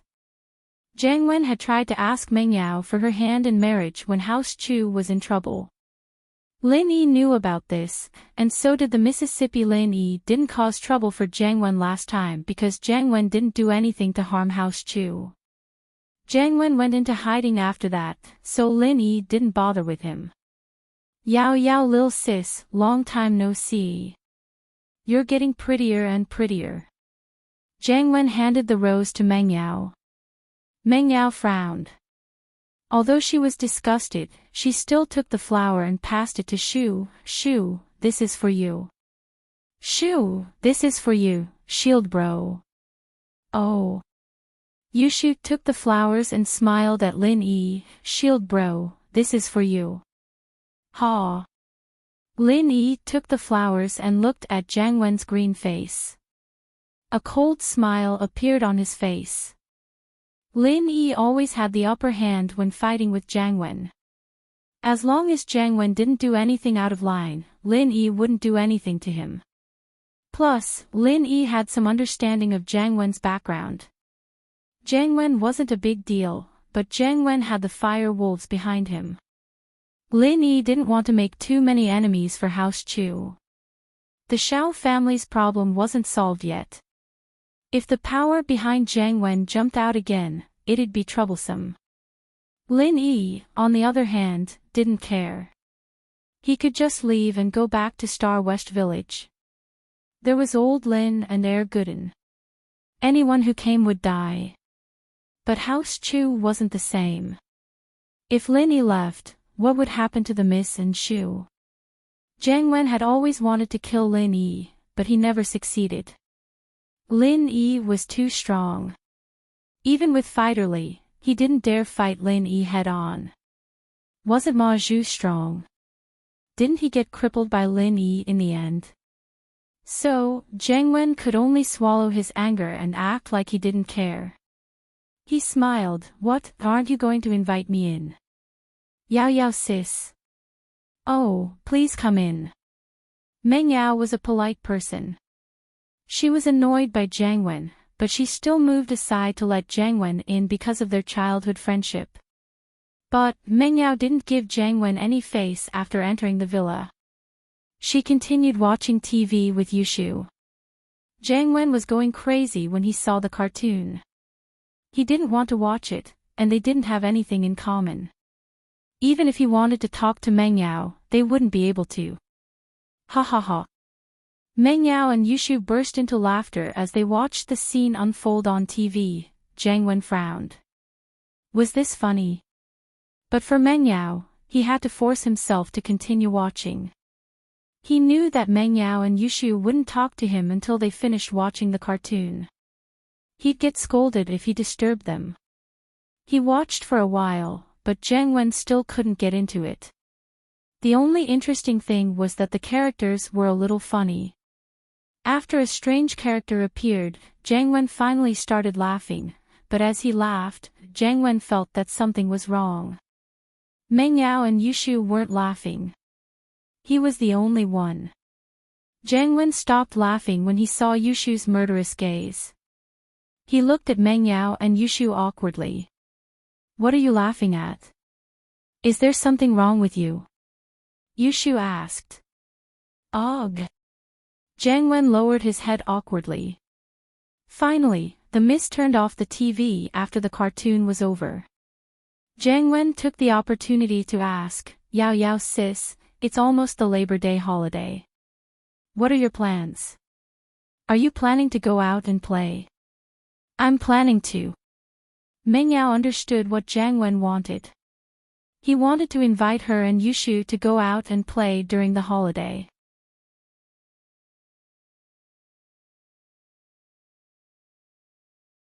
Chapter 1130.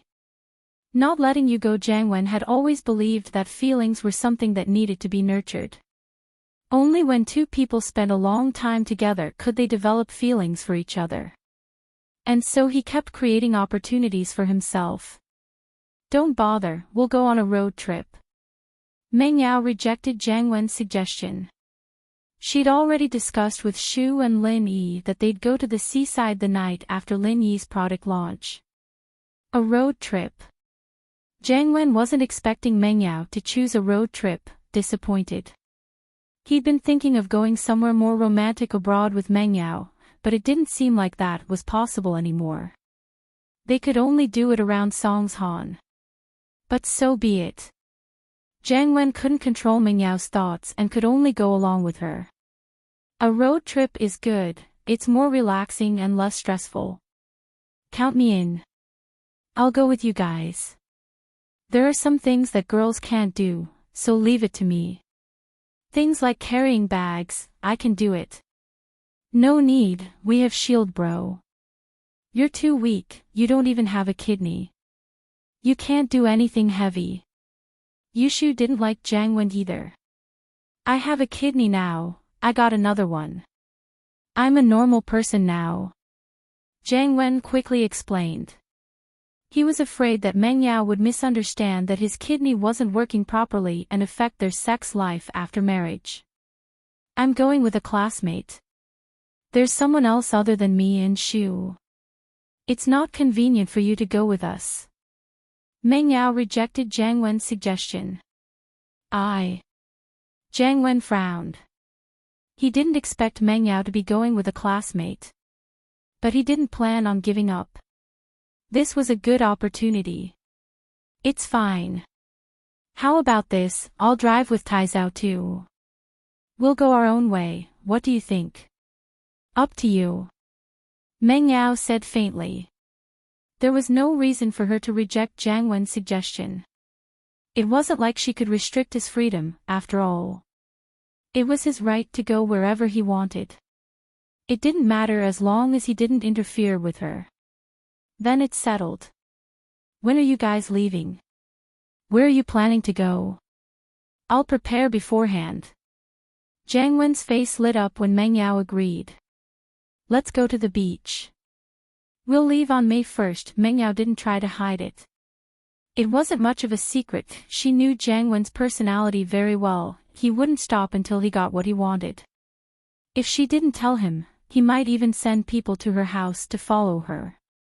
Alright, Taizao and I will be waiting for you at the entrance of your villa on the afternoon of May 1st. Jiang Wen didn't expect Meng Yao to be this easygoing. Could it be that Meng Yao was actually welcoming him? Jiang Wen knew that Meng Yao was cold on the outside but warm on the inside, so he couldn't be blamed for thinking that way. Jiang Wen was very excited at the thought of this possibility. He wanted to go back and discuss with Taizao how he was going to pick up girls. Having achieved his goal, Jiang Wen didn't stay any longer. He stood up and said goodbye to Meng Yao and Yushu, leaving the villa. Yao Yao, how did you tell him our destination? Yushu asked Meng Yao curiously after Jiang Wen left. It's all for you and Xiao Xiao, isn't it? What would you two do if you didn't have a villain? Meng Yao smiled. Oh, Yao Yao, so you're that bad too. Yushu realized that Yao Yao wanted Jiang Wen to go so that it would be more fun. Lin Yi couldn't help but smile after hearing Meng Yao's words. So the miss had a side effect too. In fact, Meng Yao really couldn't take it anymore. She had no choice but to do this. Under normal circumstances, Meng Yao didn't like to play tricks on people. Let's go upstairs, I'm sleepy. Meng Yao didn't say anything else and turned to the stairs. Yushu and Lin Yi waved goodnight and ran upstairs with Meng Yao. Lin Yi shook his head and went to Faubert's room. Lin Yi wanted to talk to Faubert about Jiang Wen. On this road trip, it was fine if Jiang Wen behaved himself, but if he tried anything funny, Lin Yi wouldn't let him go. But he still needed to discuss the specifics with Faubert. When Lin Yi pushed open the door to Faubert's room, Faubert was practicing. Seeing Lin Yi come in, Faubert smiled and opened his eyes. Lin Yi, you're here. Faubert, how are you? Did you improve? Lin Yi asked about Faubert's strength. Although I'm only one step away from the mystic class, the spiritual energy in this area is too thin. It takes a long time to absorb the spiritual energy. I won't be able to break through in a short time. Uncle Fu shook his head. In fact, Lin Yi had guessed this as well, he was just asking casually. Lin Yi knew about this as well, he'd only broken through to Golden Class with old Lin's treasures. Naturally, he knew how thin the qi in the natural world was. It was a world of difference compared to the Jade Space. This was also why Lin Yi was only Golden Class for more than 10 years, but after discovering the secret of the Jade Space, he broke through a few levels. Right, Faubert, Jiang Wen came just now. Lin Yi changed the topic. I have a feeling that he's up to no good, what do you think? Jiang Wen has always had a crush on Yao Yao, and he's someone who doesn't stop until he gets what he wants. Faubert knew Jiang Wen's personality very well, and his words hit the nail on the head. Then Faubert, you mean? Lin Yi asked. Lil Yi, how much do you know about the firewolves? Faubert didn't answer Lin Yi's question and asked instead. The firewolves. I don't know much about them. Lin Yi shook his head. It's because I don't know much about them that I didn't do anything to Jiang Wen. We're in troubled times right now, and I don't want to make more enemies. That's right. Faubert nodded, you're right. The firewolves may be a gang, but they're not to be underestimated. They've been established for a long time, and when I was the young master, the name of the firewolves was well known among the hidden houses and small sects.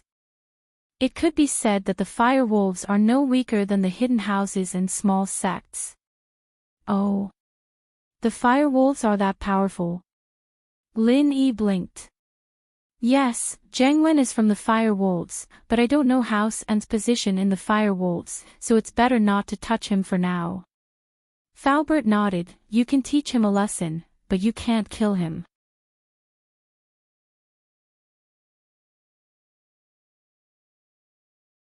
Chapter 1131. Grandpa Gooden misses. You looked at Gooden, and the more she looked at him, the more she liked him. She felt that this guy was a good person, simple and friendly, quite a good match for her daughter. She didn't think as much as Yu-Ren, just thinking that Gooden was a good person was enough. But Yu-Ren was thinking about how to make Gooden stay. Gooden was strong, and if he stayed in the hardware shop to help him, his business would be very successful. Yuan, on the other hand, was much more natural in front of her savior, Zhou Jiming. Thank you so much for this. I'm really sorry before, I thought you were just joking, I didn't think that you would actually kill that fighter Li. Ha! Gooden smiled honestly, you can call me Air Gooden, I'm not used to my real name. Actually, I didn't do much. It's just a small matter for me to deal with that kind of filthy brat. I'll just call you Zhou Jiming Air Gooden. I don't think it sounds good, Yuan couldn't bring herself to say such a vulgar name.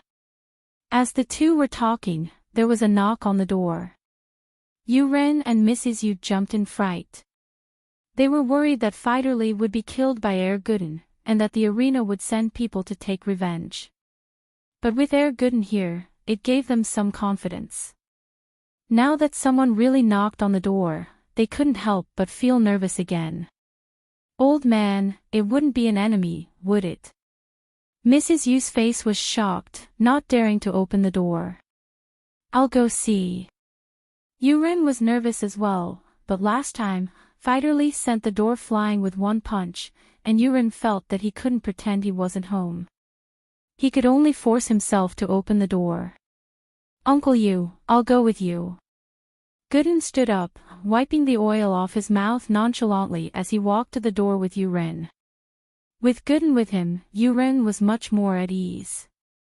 He came to the door and asked carefully, Who is it?" "Yuren. I'm Scorpion." Scorpion was ordered by Jiang Wen to send money to Yuren's family. "It's someone from the arena." Yuren's face tensed up as he looked at Gooden carefully. Gooden didn't care. He opened the door and looked coldly at Scorpion. "Who are you? What do you want?" "I am Xiao Luozi. I am here to apologize to Yuren and Yu Yuanyuan." Scorpion shivered when he saw it was Gooden. If it weren't for the fact that he had a mission, he would have turned and run already. Who was Gooden? He was someone who could kill Fighterly with one punch. Would Scorpion dare mess with him? "Little Scorpion. How dare a person like you call Uncle Yu by his name? Do you want to die?" Gooden's eyes went wide as he raised his hand, about to slap him. "Grandpa Gooden, please spare me." Xiao Luozi's legs softened and he knelt on the ground. Cold sweat dripped down his forehead. "Uncle Yu, I'm here to apologize to you. Is your brain made of sh*t? Gooden wasn't happy. "You call me Grandpa Gooden, and Uncle Yu is Uncle Yu, so you're saying that I'm older than Uncle Yu? Are you trying to drive a wedge between us?" "Yes, it's Ancestor Yu, Ancestor Yu." Scorpion quickly changed his words. He didn't think that Gooden would be so logical. "All right, hurry up and tell me what you're here for," Gooden said impatiently. "Grandpa Gooden, I'm here on behalf of the arena to apologize to Ancestor Yu. That Fighterly is so arrogant, and it's all because of him. I hope you can be magnanimous and don't take it out on us," Scorpion said pitifully. "All right, I got it. What else do you want?" Gooden said impatiently. "This is a bank card with 1 million. It should have been won by Ancestor Yu, but because of Fighterly's interference, Ancestor Yu lost." Scorpion quickly took out a bank card and handed it over. "Please accept it." Gooden took it and gave it to Yuren before turning to Scorpion. "All right, get the fuck out. I don't have time to deal with mule people like you." That's... Yuren had never seen such a huge bank. He was so shocked that he didn't dare take it.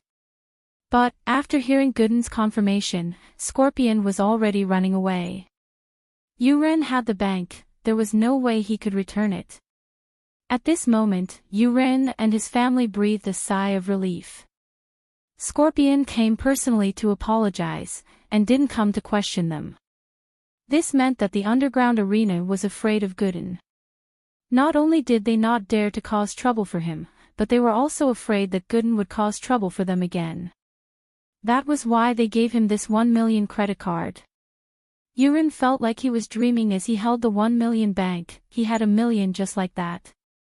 With this money, not only would he be able to buy a decent house, but he would also be able to rent a bigger shop in the market and expand his business. This was a blessing in disguise. Before tonight, Yuren was still in a bad mood, but now, happiness came so quickly that he couldn't even get used to it. 1 million. I have 1 million now. Yuren held the bank. He couldn't stop laughing. However, before he could laugh twice, Yu Yuanyuan snatched it away. "What are you doing?"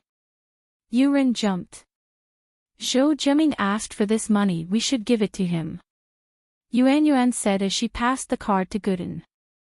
"Take this card. You took such a big risk for our family, it's only right that you take this money." "I don't want it." Gooden scratched his head and smiled honestly. "I don't need money. I live here, I have food and drinks, I don't need money." "Yeah, Lil Zhou lives here, why does he need money?" "Yuanyuan, why are you so stupid? You're giving him money, are you trying to chase him away?" Yuren glared at his daughter and snatched the bank. "That's a lot of money, I'll keep it first." Yuren was a greedy man, and he recovered from the shock in just a blink of an eye. How could he bear to give away that 1 million? But then again, if Yuren wasn't greedy, why would he go to the arena and get scammed? Yuan didn't know whether to laugh or cry as she looked at her father's greedy face. I'm sorry, my dad's like that, it's fine, I really don't need money. Gooden had food and drinks, and his only goal was to find Lin boss. Money was useless.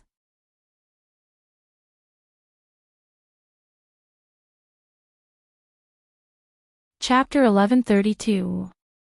Chapter 1130, New Product Launch. But Gooden's generosity and passion left a good impression on Yuan. Every girl, when they were young, would fantasize about their future partner, a tall prince on a white horse, with a good character and a sense of justice. Yuan didn't know what other people thought, but that was what she thought. But a few days ago, Yuan's life was filled with darkness. Her dream was shattered, and she could only follow Fighterly for the rest of her life. Yuan didn't think of herself as a beauty, but she was still a conservative girl. Deep in her bones, she wanted to be loyal to one man. So she thought that following Fighterly for the rest of her life was enough. But the situation changed. Gooden was like a god descending from the heavens, coming to her side. It was as if he was sent by the heavens, solving all her problems for her. Such a powerful, arrogant Fighterly was killed by him with one punch. If Yuan had to choose, she'd naturally fall for a good man like Gooden. He was passionate and full of justice, and he wasn't greedy either. He gave her a sense of security. Unknowingly, Yuan had a good impression of Gooden. The story of the hero saving the beauty was old, but it was a story that never changed. Gooden and Yuan were in this situation. The Shao family was getting more and more powerful these days, and all the businessmen and rich people were lining up to work with the Shao family. The Shao family's position was set in stone, and it was only a matter of time before they became a noble house on the same level as House Yu.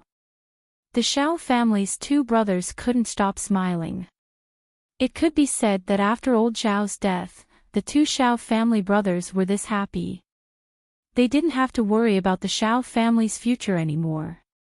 Although the Shao family was working for the Hidden House Pi, it didn't matter. Wasn't House Yu also working for the Hidden House Yu? They were both Yu, and they were from the same lineage, but everyone knew what was going on. Second brother, our Shao family didn't even invest a single cent, and we already have 3 businesses. We're just borrowing our connections and name. It's really worth it. Xiao Ji really liked this kind of investment method, where he could get something for nothing. Yeah, our Shao family really got a blessing in disguise. Speaking of which, this matter was caused by sister-in-law, so you should stop scolding her. If it weren't for her, how could our Shao family be where it is today? Xiao Ben remembered that his brother's attitude towards his sister-in-law was still very bad, and he even took her car keys. The two brothers had been busy with work these days and neglected Gohuli. Now that they calmed down, Xiao Ben realized that all this had something to do with Gohuli. Oh. If that was the case, it did make sense. I'll go see her. Xiao Ji nodded upon hearing Xiao Ben's words.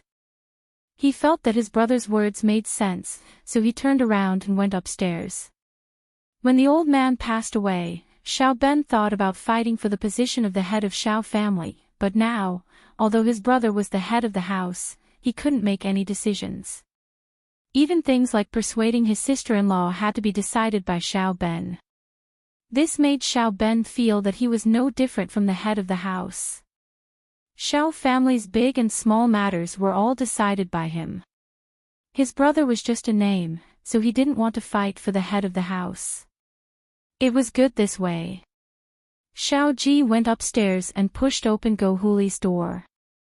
These 2 days, Xiao Ji didn't sleep on the same bed with Gohuli and forced her to stay in the guest room alone. He didn't give her any face either. Gohuli knew that an important person came to Xiao family, but Xiao Ji didn't tell her the details, so she didn't dare to ask. She stayed in her room and watched TV, not daring to go out. Seeing Xiao Ji push open the door, Go Huli was overjoyed and quickly stood up. Ji bro, you're here, Huli. I've neglected you these past few days, are you mad? Xiao Ji smiled as he looked at Go Huli. The more he looked at her, the more he liked her. Go Huli was old and not as young as she used to be, but Xiao Ji was more and more interested. I wouldn't dare. Go Huli jumped and said in fear, I'm a person at fault, Ji bro. I'm happy that you're not blaming me, how could I be mad? Huh, what did you do wrong? You did the right thing. Xiao Ji waved his hand and laughed, you did a series of things, and now it seems like it was really good. If you didn't knock into Uncle Pai, the Hidden House Pai wouldn't have sent a master here, and they wouldn't have been able to cooperate with Xiao family. Xiao family's status is higher than a rocket. Ah. Go Huli paused, thinking that Xiao Ji was being sarcastic, but his expression didn't seem like it. She said carefully, is that so? God is blessing Xiao family, giving us a blessing in disguise. Yes, that's right, well said. God is blessing Xiao family. Xiao Ji laughed, but now that Xiao family is strong, you don't need to keep a low profile anymore. You need to keep a high profile, that's the only way to show how strong Xiao family is. You need to be arrogant. I know. Go Huli was overjoyed. Arrogance and acting cool were her favorites, and she was overjoyed when she heard that Xiao Ji really wanted her to go out and act cool. In the blink of an eye, it was the 1st of May. Today was the day of the press conference of Xuemin's medical company.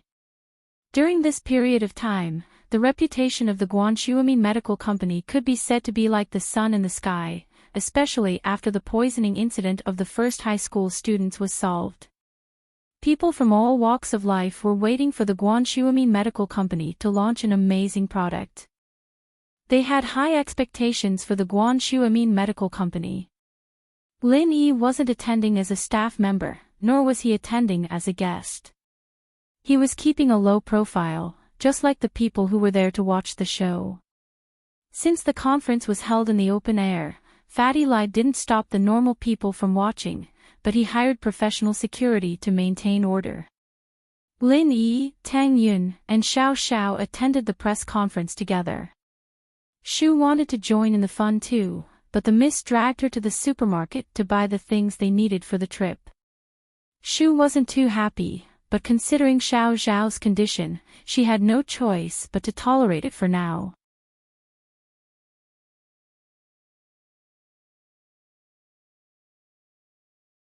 Chapter 1133. Chapter 1131, Trouble Again, Ha. Sure. Xiao Xiao's idea wasn't bad. Lin Yi didn't think that with a big customer like Feng Tianlong, the company's sales would go up another level. One had to know that secret agents were the biggest customers of these injury medicines, and the demand for them was terrifying. Miracle Dr. Guan's injury medicine was different from Dr. Kang's golden creation medicine. Miracle Dr. Guan's injury medicine's formula was normal, and it wasn't limited by the raw materials. The production could be expanded infinitely, and so they could have as much as they wanted. Lin Yi didn't have to worry about the demand. This type of medicine was different from the pill of life extension and toxin cleansing. There was no need to do hunger marketing, and they could just sell it on a large scale.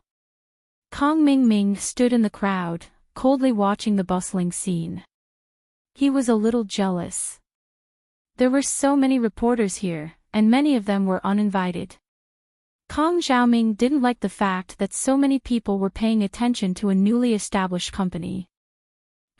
I'll show you guys later. Kong Mingming spat on the ground. His purpose for coming here was to disrupt the product launch of Miracle Dr. Guan's medical company.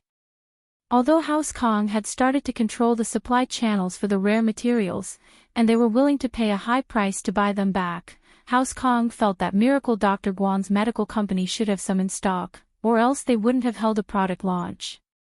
What was the point of launching a product without a product? Has everything been arranged? Kong Ming turned to Wang Shubin and asked. Don't worry, Master Ming, everything has been arranged. The patients have been found, and the reporters have been arranged, Wang Shubin nodded. Okay, that's good. Good job. Kong Ming nodded. He was thinking about how he could get the recipe for the pill of life extension and toxin cleansing from Miracle Dr. Guan's medical company. Only then would House Kong soar. At 9 in the morning, Miracle Dr. Guan's medical company's product launch officially began. Guan Xuemin, Fatty Lai, and Kong Xiaobo walked up to the VIP stage and sat down. The crowd erupted into a round of applause. Fuck. Kong Xiaobo is really arrogant. He can actually become a vice president. I'm so angry. Kong Ming cursed unhappily. In his opinion, this cousin of his was simply incompetent. To think that a trash picker like him would have such a day. He'll be busy in a moment. Wang Shubin laughed disapprovingly. Ladies and gentlemen, welcome to the product launch of Miracle Dr. Guan's medical company. I'm the vice president of Miracle Dr. Guan's medical company, Kong Xiaobo. Kong Xiaobo was the one speaking. This was arranged by Fatty Lai to train him.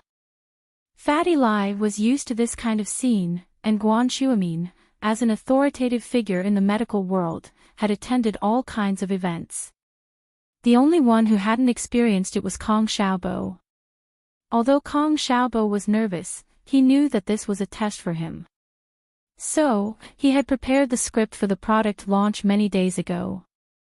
Kong Xiaobo began to introduce the product of this product launch, Miracle Dr. Guan's injury medicine. Although everyone had heard about the miraculous effects of this medicine and Dr. Kang's golden creation, when they saw the product launch today, everyone sighed in admiration at the cheap price of Miracle Dr. Guan's medical company's products. Dr. Kang's golden creation cost 299 yuan per bottle, while Miracle Dr. Guan's injury medicine only cost 199 yuan. There was a difference of 100 yuan between the two. To a normal person, this was not a small amount. How many hundred yuan did they earn in a month? So, as long as Miracle Dr. Guan's injury medicine was as good as Miracle Dr. Guan's, everyone would go into the arms of Miracle Dr. Guan's injury medicine. For daily consumables, customers didn't have high loyalty.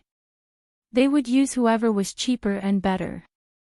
Unless they didn't lack money. 199. Selling at the cost. Kong Ming was stunned. He didn't expect the price of Miracle Dr. Guan's injury medicine to be so low. Including the cost and distribution fees, there was almost nothing left to be earned. Was Miracle Dr. Guan's medical company trying to destroy the market with a low price? He had to tell his grandfather about this as soon as possible so that he could take countermeasures. So, Kong Ming sent a message to his grandfather and told him the price of Miracle Dr. Guan's injury medicine. Looking at Kong Xiaobo introducing the effects and characteristics of the injury medicine, Lin Yi nodded slowly. After a period of experience, Kong Xiaobo had matured a lot. At least in terms of business, he was a lot stronger than before. Next, it was time to answer questions from the reporters. Most of the reporters here knew about Miracle Dr. Guan's medical company because of the poisoning incident in Songshan's first school. They had a good impression of this company, so their questions were all positive and not too tricky. However, there were always accidents. There was a reporter who came to the product launch with the attitude of looking for trouble. This person was Kan Lang. Previously, he was hired by Zhao Qibing to ruin Pengzhan Industries and Songshan's first school. In the end, this Miracle Dr. Guan's medical company interfered and ruined his plan. He had been holding a grudge against them for a long time. This time, he was trying to find a way to cause trouble. Coincidentally, a person named Wang Shubing found him and gave him 50,000 yuan to cooperate with him to cause trouble. The dire wolf was even more pleased to accept the offer. This product launch didn't require a reporter's ID and anyone could enter the venue. It was convenient for Kan Lang, who was a miscellaneous force. When the others were almost done with their questions, Kan Lang raised his hand and asked, "I heard that similar medicines are sold for 299 yuan in the market. Yours is only 199 yuan. Is there a problem? I heard that the cost is more than this." Kong Xiaobo answered a lot of positive questions before, so he let his guard down. When he suddenly heard Kan Lang's words, he suddenly became nervous again.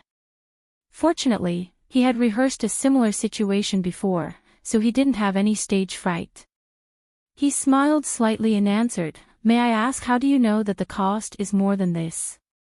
"As far as I know, this is a trade secret. Only the core members of the medical company know about it, right?" Although Kong Xiaobo didn't say it clearly, he had already hinted that Kan Lang was sent by the competitor to look for trouble. He believed that everyone present could understand. Originally, Kan Lang thought that Kong Xiaobo was young and inexperienced, so he was easy to bully. That was why he asked this question.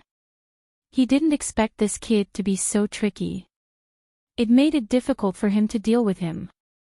The reporters present looked at Kan Lang with disdain. They wanted to see what he could say.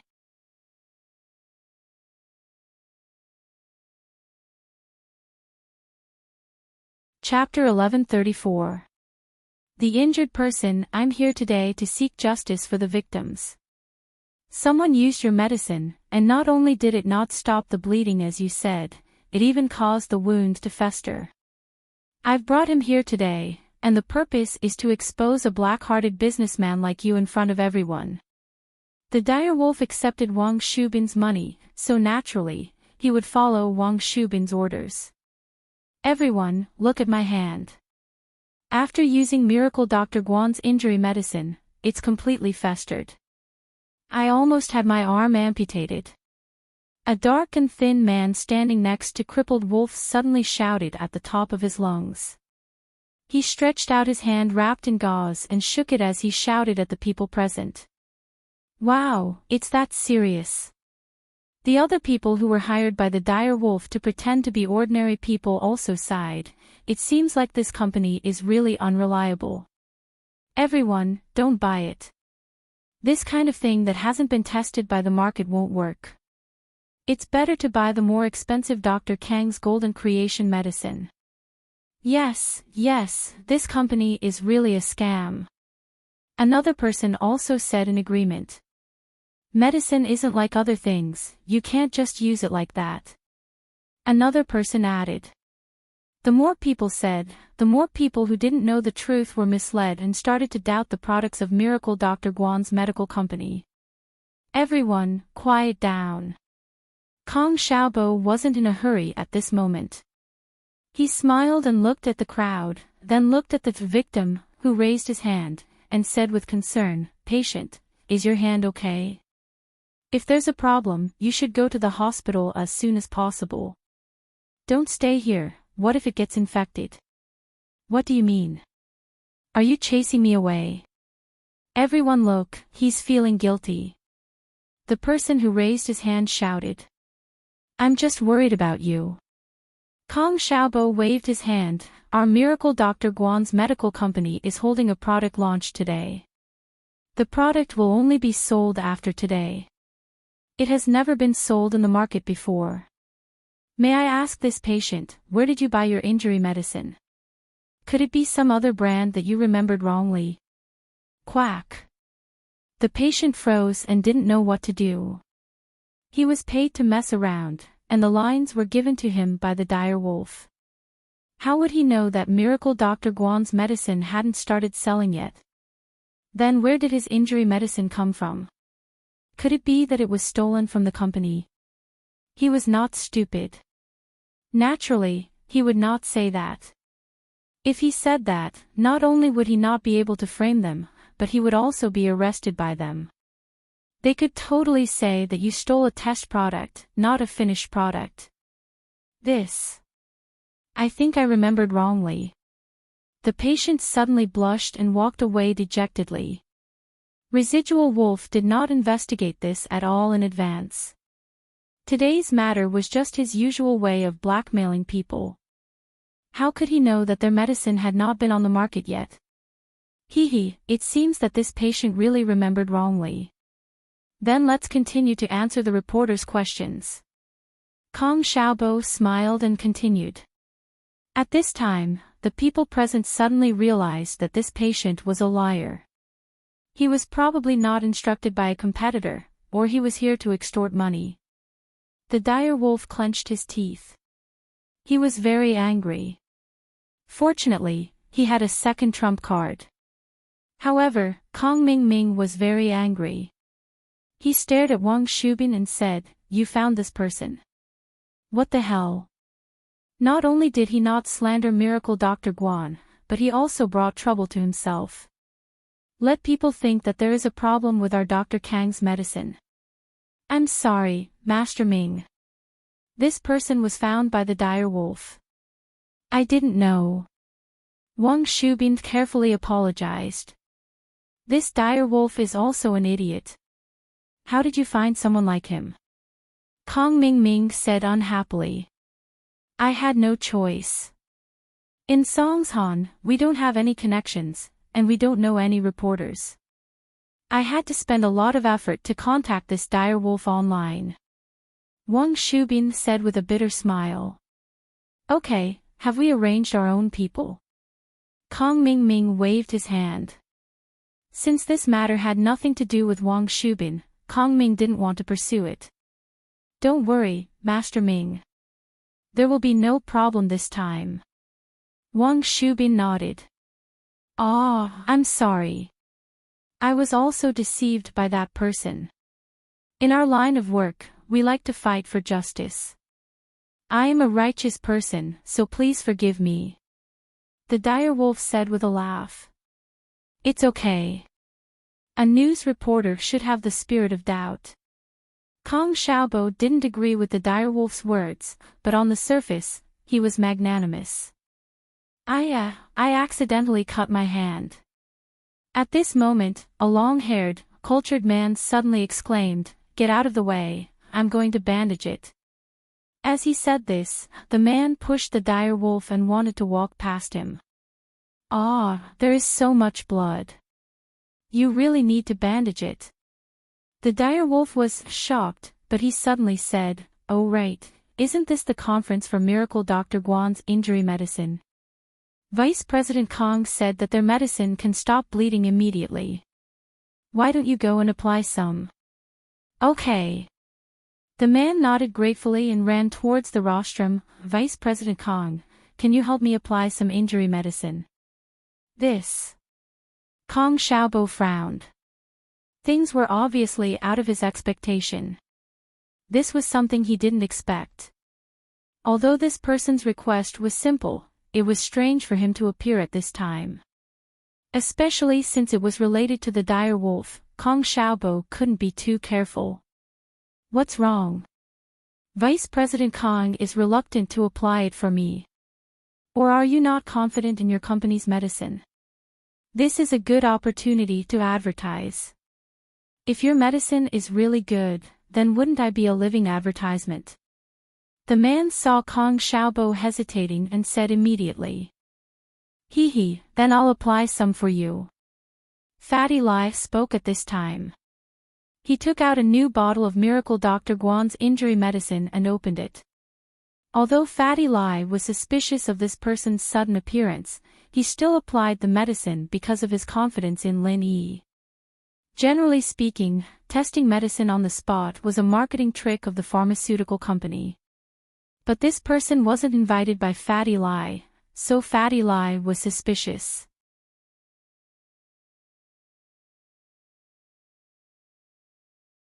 Chapter 1135. Why were they in such a hurry to leave? Just when everyone was anticipating, a miracle didn't happen. The man's wound didn't stop bleeding, it was still bleeding profusely. What injury medicine? He's obviously a liar. It's useless. Look at my hand, it's still bleeding, it's not getting any better. The man excitedly raised his bleeding hand and shouted to the people present, "Look, if the medicine they used at the press conference is so ineffective, then what effect can the retail version on the market have?" Although most of the reporters had a good impression of Miracle Dr. Guan's medical company, the truth was right in front of them. The bleeding didn't stop, so they still took pictures of the scene. Fatty Lai was dumbfounded. Why wasn't it working? He had 100% trust in Lin Yi's medicine. Kong Xiaobo didn't know what to do. He had little experience, and now that there was an accident, he didn't know what to do. The long-haired man was still shouting, "What bullsh** T miracle Dr. Guan? Is he a liar? It's not working at all. Look at my hand, it's still bleeding." Just when Kong Xiaobo didn't know what to do, Lin Yi's voice rang in Kong Xiaobo's ears, "This person is a hemophiliac, that's why he's bleeding profusely, it has nothing to do with the injury medicine." In order to prevent any accidents, Kong Xiaobo, Fatty Lai, and Guan Shuamin all wore wireless earphones so that Lin Yi could give them suggestions at any time. Kong Xiaobo, Fatty Lai, and Guan Shuamin heard it too. Kong Xiaobo and Fatty Lai didn't know much about hemophilia, but Guan Shuamin was a doctor, so naturally he knew about the disease. His eyes lit up after hearing Lin Yi's words. He stood up and said to the long-haired man, "You're a hemophiliac, it's normal for your wound to bleed profusely, normal medicine won't work on you." Even though he couldn't confirm that this person was a hemophiliac, he trusted Lin Yi. He knew how capable Lin Yi was. That was why he was so sure. Wow, the reporters were in an uproar. They didn't expect this long-haired young man to be a hemophiliac. What kind of person was Shuamin? Songshan's medical authority, if he said it was, then it must be. Some reporters didn't understand what hemophilia was, but it didn't matter. There were people around them who understood.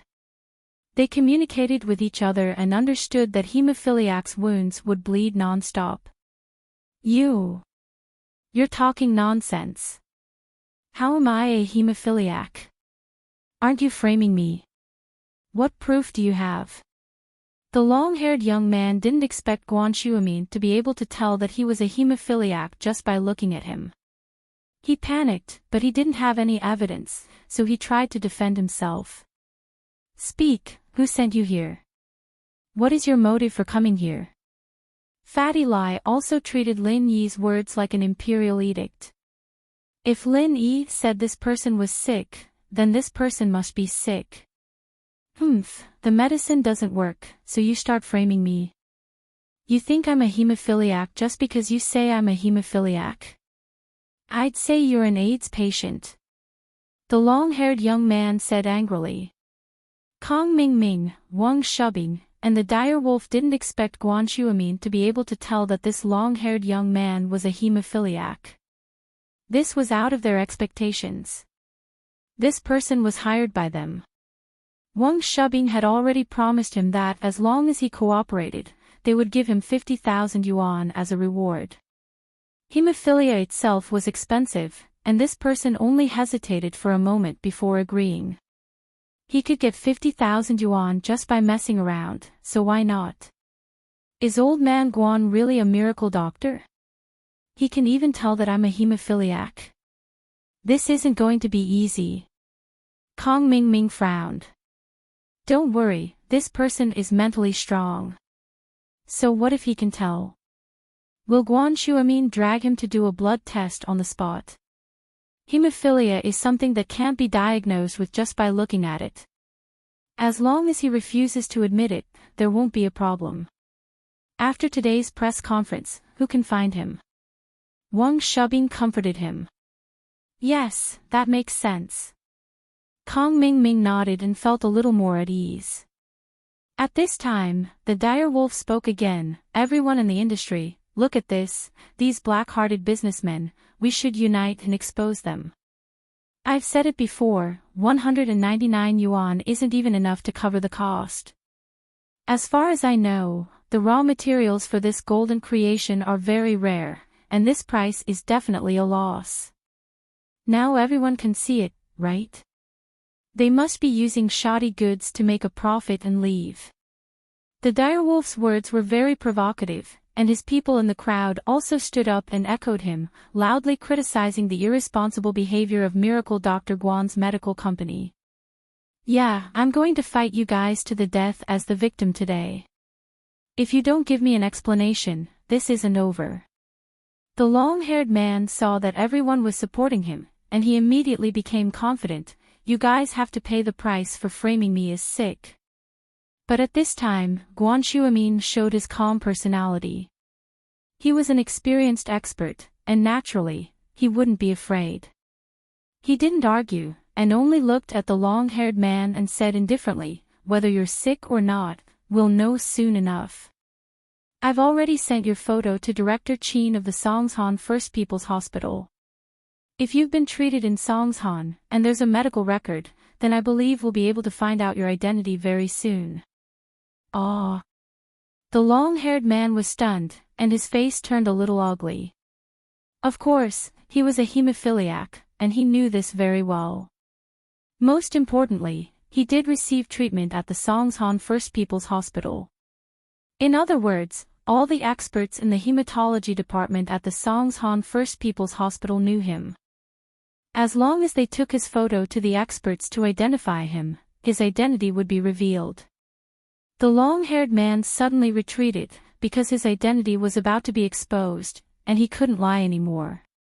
I still need to go to the hospital to stop the bleeding. I'm not going to waste time with you guys. You guys are all harming people, don't believe me anymore. The long-haired man was ready to leave. Leaving in such a hurry. Fatty Lai saw that the long-haired man was about to leave, and naturally, he didn't want him to leave just like that. Murder for money, my hand is bleeding non-stop, and this black-hearted company's medicine is not only useless, but they also won't let me go to the hospital. Everyone take a look, what kind of company is this? The long-haired man shouted loudly.